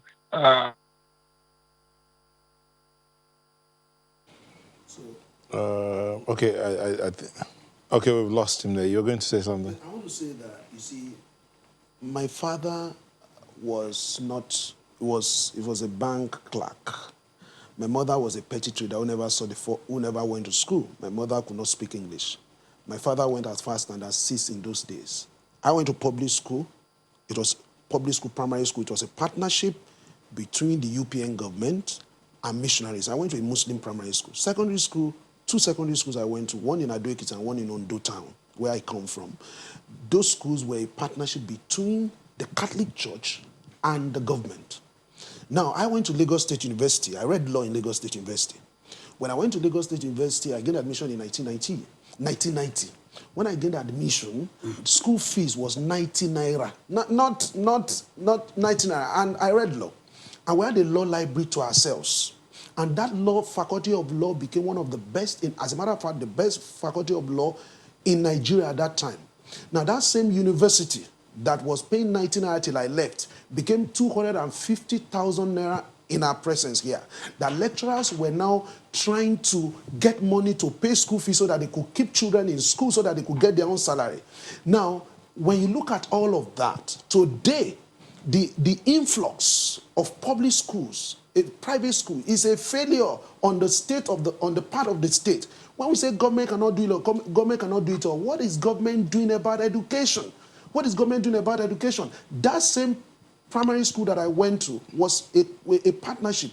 Today, my gate man sends his son to private school. So private school is the way we have gone. Now look at the calculation, look at the figure in Lagos State. 18,000. That is the website, or the website organization known as Deepin. So it's not, we are not just voicing it out. It's confirmable. 18,000 private schools in this place, compared to 1,600 and something private school, which the public schools, which the special advisor to the government, I listened to his interview during the week on channels, and he was saying that, and he confirmed that figure. So if there are 18,000 private schools with how many teachers, and this is September, 6 months into COVID, we are still thinking about palliative for these teachers. Are we not jokers? What are we talking about? It means the education in Lagos State, for example, is on the shoulder of the private sector.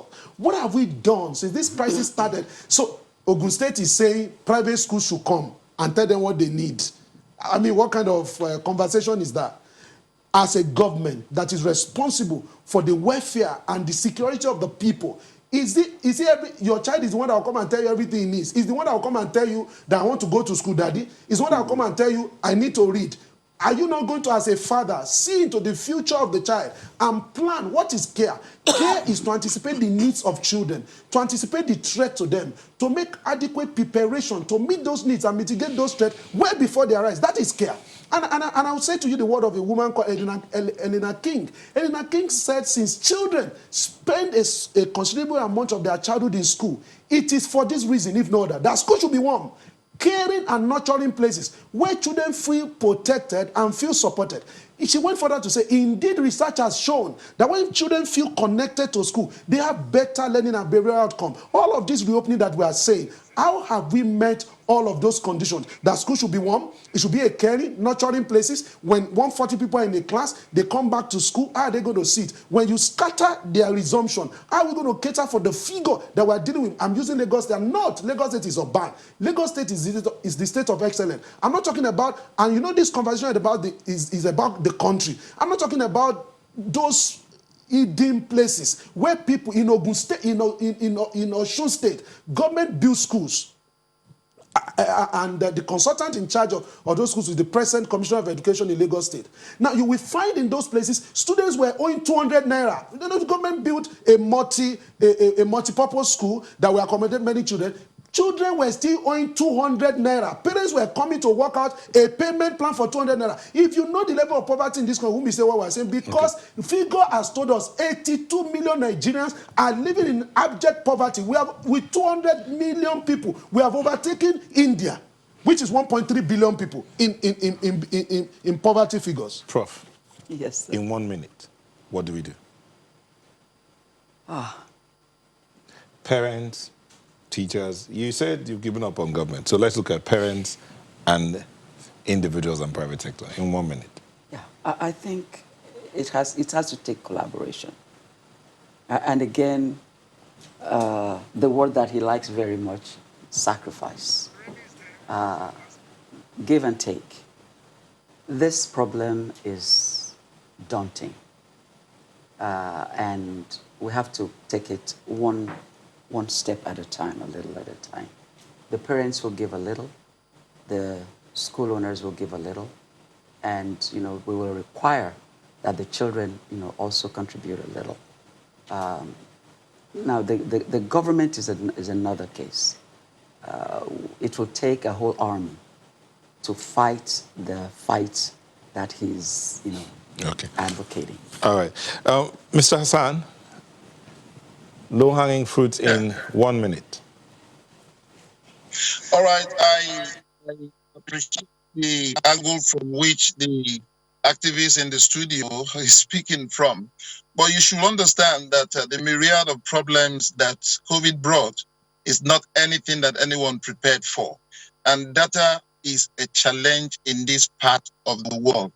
That government is...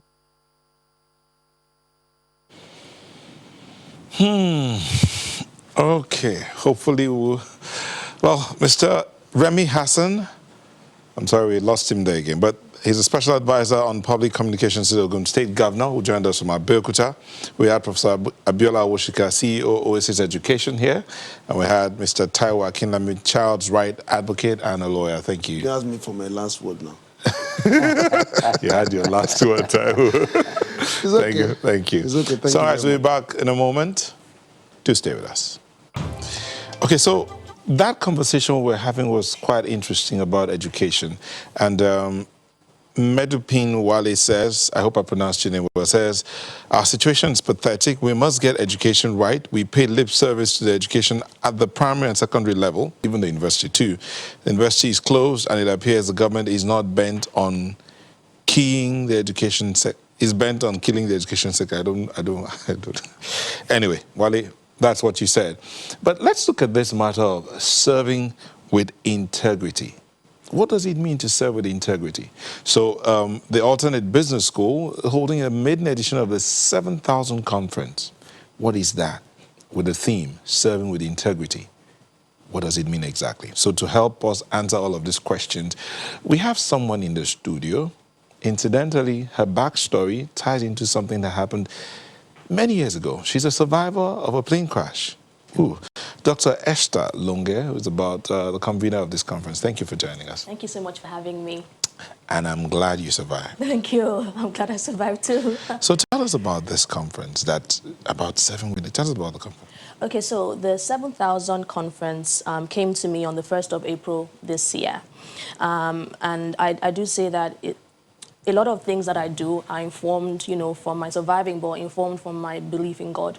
So I was in my room, as you are, and then it came to me based on the conversation that Elijah had in 1 Kings 19 with God, where he felt like he was alone. And we heard it in the previous conversation, where people feel like they're alone, advocating for the things that they're advocating for. And it's very easy to feel like you are alone, wanting to fight corruption, wanting to fight for the rights of others, But in that conversation with Elijah, we found that there were 7,000 who had not bowed the knee to corruption and vainglory. And so what this conference is about is actually kickstarting a conversation. So it's highlighting people in government, in church, in business. So the first edition tomorrow is government, but there are a series of editions that will be holding over the next couple of months. And so it's highlighting people in government who are serving with integrity. And I feel like when we show these people and they give us, an insight into their everyday life, then we realize that it's not as hard as we think. There are people who are watching right now who are serving with integrity, living their lives with integrity. But it's very easy to feel like you're alone or you're in a silo. But there's something that happens when, these people who are doing great things are highlighted, then you understand that you're not alone. And then all of a sudden, a critical mass begins to form. You now realize that you're no longer in the minority, but there are 7,000 figuratively who have not bowed the knee just as you have. It's sort of difficult. A lot of people will never tell you that there's anyone in government who could be serving with integrity. Right. What is it that's driving these people? And this is the first edition, right? It is the first edition. It's the very first one. And I think that, someone like Dr. Jumoke Oduwole, a lot of her spontaneous broadcasts have gone viral, where you can see her almost like weeping for the state of the nation and asking for more people to get involved. Those are the kind of people that we are looking to bring on board. We have Abosede George Ogan, who is just leaving as a director of the Lagos State Employment Trust Fund, and she's the co-founder of Elect Her, advocating for more women to come into government. But we also have men. We have Mr. Tonya Cole, who was a former gubernatorial aspirant. So we have different people, and Emmanuel Daniel, who has been here a couple of times, who is the chairman of A New Nigeria. So these are people who, have a track record of living with integrity. And so and what they're going to do tomorrow is to tell us, they're not saying it's easy, it's not easy, but it can be done. And I think that once we see that it can be done, then we are motivated to align accordingly and know that if they can do it, then so can we. But why would you want to convene this 7,000 conference? Okay, that's a very, very, very interesting question. And honestly, I probably wouldn't if not for the fact that I had that conversation with God. And when I talk about God a lot, and I cannot avoid talking about this conference without talking about God. And I think that one of the things for me, even as I reflect on this journey, is looking back. So the plane crash, I survived it 14 years ago, right?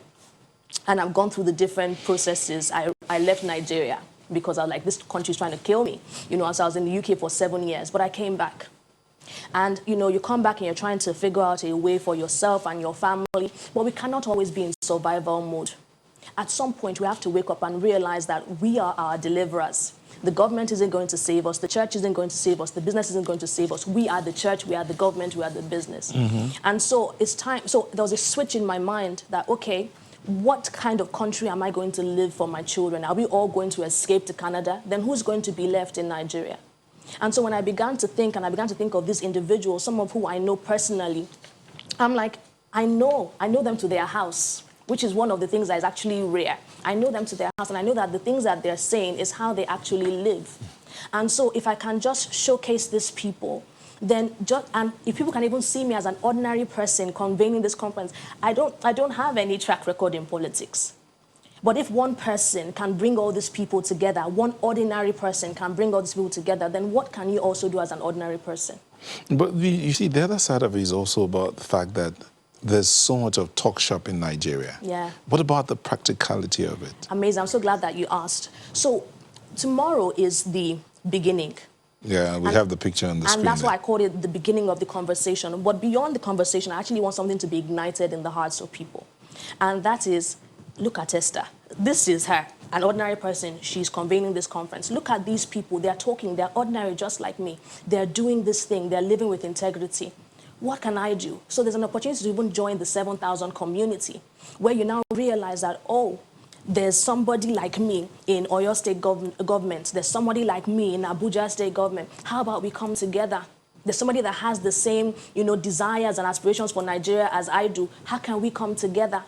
And then we begin to actually, not beyond mentorship, beyond talking about it, we begin to do something about it.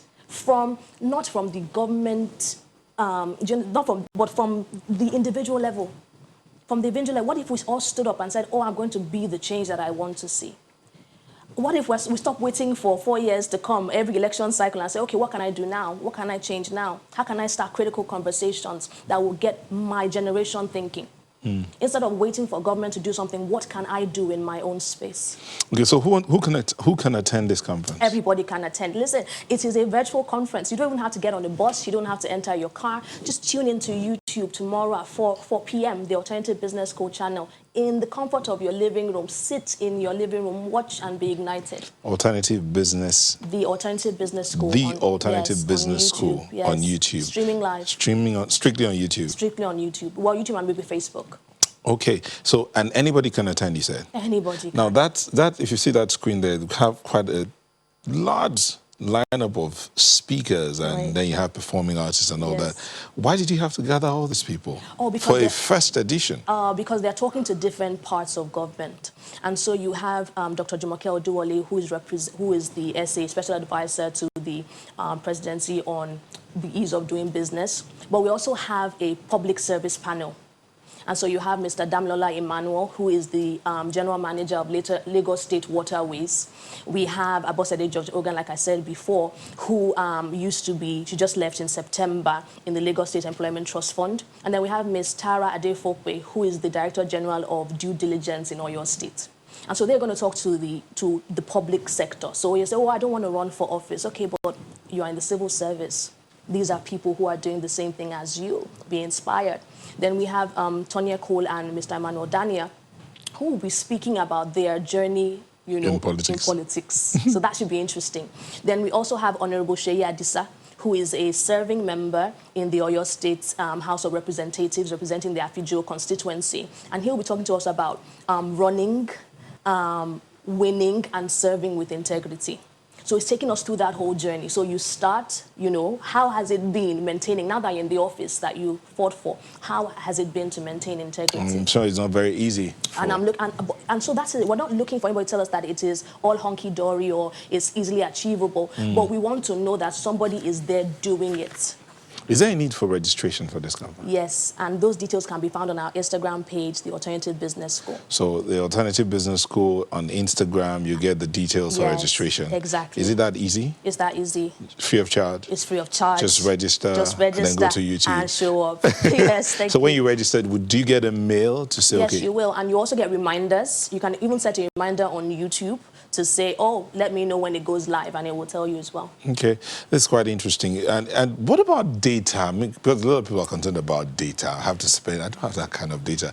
How long is this conference? It's going to be 3 hours. So you expect me to burn 3 hours of my data? It's 3 hours well spent, I promise you. And if you feel at the end of those 3 hours that it was not well spent, message me. I will give you your data back. How would they message you? Your number is there. Esther, don't get on Instagram. Tell me, I felt like I wasted my data. I will give you your data back. Guaranteed. Do you know how many people? But you have to prove to me that you actually watched it. Otherwise, I'm not going to be refunding or giving good data. Show me that you watched it. Interesting. Yes. Okay, but at the end of it all, what do you want to draw out of this conference? Oh, I want people to know, number one, that it can be done. So actually, I'm looking for an ignition in the heart. And I want people to stand up and be counted as the 7,000. 7,000 is not literal, it's figurative. I want you to, because there are 7,000 people. There are people, we saw them in the previous sector. We saw their hearts burning for the education sector. There are people in education. There are people in government. There are people in business. There are people all world. There are people Nigeria over whose hearts are burning for a change. I want you to stand up and be counted. Join this community of the 7,000. Let's do, beyond talking about it, let's think about how we as individuals can create the change. We can't all run to Canada. We can't all leave Nigeria. We have children. What are we leaving to them? And I know you talked about the fact that you're starting out with the government, Yes. public sector. Yes. Beyond that, how many other editions are going to happen? So this is the first of 3 editions. For this year? No. Or that's... So this one is tomorrow, September. The next edition, which is the New Wineskin Church edition, will be on the 5th of December this year. Then the business edition will happen first quarter of 2021. Okay, and then that's it for the 7,000 conference? Or is it going to be an annual thing? I think that we don't just do activities for activity's sake. I think at the end of each edition, we're going to take stock and say, okay, what have we achieved? Mm-hmm. These are the goals that we set out to achieve. Have we met these goals? And what are the takeaways? What do we do? So beyond even, we're not just going from conference to conference. We actually want to create a network that people can be part of. And it will be great or interesting to see the spin-offs that come out from that network. Interesting. What is it to you? I think at the fundamental level is because God asked me to do it. But the more I think about it, let me tell you an anecdote that I have had cause to think about over the last couple of weeks. You see, after the plane crash I was probably the only lucid one. And so President Obasanjo, who was the president at the time, he came, we had El Rufai, we had different ministers coming to interview me and, just, okay, this is what happened with the plane crash and all of that stuff. And I remember one of the people who came saying to me, you need to go back to Sokoto and serve your country. And I remember looking to him and saying, this country that almost killed me, I should go back and serve what? But over the last couple of weeks, I feel like God has reminded me that you need to go back and serve your country. And so that now has become my driving force to, in my own little way, live a country that my children will be proud to call theirs. Thank you so much, Dr. Esther Longe, convener of the 7,000 conference. We wish you well, but remember, you can be a part of the conference. Just go to the Instagram page, the Alternative Business School Instagram handle. There you'll find the details to register for the conference, which is free, and it's happening tomorrow live on YouTube. Again, Instagram page, the Alternative Business School. There you see the registration details. Register and be part of that conference. And she said, that's a YouTube page on your screen. That's where the whole thing will be happening. But the registration is through the Instagram page. And she says, if you can prove to her at the end of the conference that you benefited nothing, you have to prove it, that she will return your data to you. Again, she's Esther Longe on Instagram as well. Thank you so much for coming in. And we wish you well at that conference. We hope that we will arise in this country, 7,000 that will serve with integrity. Amen. Thank you. Thank you So as we'll be back for the final stretch. Don't go away. It's World First Aid Day 2020, celebrated annually to raise awareness on the importance of first aid training in preventing injuries and saving lives.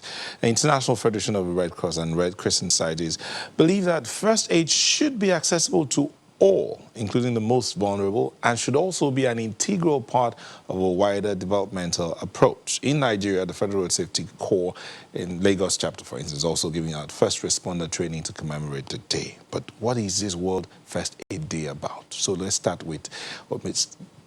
Olusegun Ogungbemide, Sector Commander, FRC Lagos. Thank you for joining us. Thank you very much. Tell us quickly, before we bring in your partner, what is this day about? The celebration of another opportunity of first aid as it assists in alleviating pains and reducing death, not just on the road, in all disaster and crisis. So on every Saturday, second Saturday of every September, worldwide First Aid Day is being celebrated. And why we are appreciating it in Federal Road Safety Corps is because of its importance to what we do in the course of our day-to-day activities. You agree with me that when we say we lost 1.3 million people annually, you can imagine with intervention of first aid, the number of people that we will have saved. Why it is germane to us is because in the United Nations 5 pillars, the post-crash response, that's post-crash care, play a major role. That because of vulnerability of man, we cannot stop crashes from happening. But the quick intervention is what is germane. We talk about training this year. Getting to the scene of a crash under 1 minute is not the issue. But of what relevance are you when you get to the scene at the appropriate time? There was an incident recently in Lagos, the helicopter crash Yes. around Okpebe area. The first respondents were not official, were not government officials, Security they're not agencies. security agencies. No, it was the people that are living around there. Yes. And they got there and brought out 2 people. Thank you. Albeit one later died in the hospital. But one of those guys that helped says the 2 people they brought out, the one of them that died actually were breathing.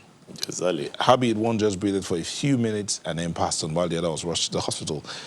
Could it have been any different if they had first aid training? That's exactly why we are commemorating the year with training for our first responders. People were actually at the scene, but of what relevance were they? Some were there to snap, some were there to just shout and spectate. But the man that is relevant to that scene is the man that has something to offer. We have more than 50 of our first responders in the office now undergoing training to commemorate today. Because we believe that if you get to the scene and you cannot offer anything, even as a responder, you have no use. How quickly can we get this training to everybody? Everybody should be trained in first aid. Everybody should be trained. The moment the COVID-19 is down, we are extending this to virtually all the schools in Lagos State.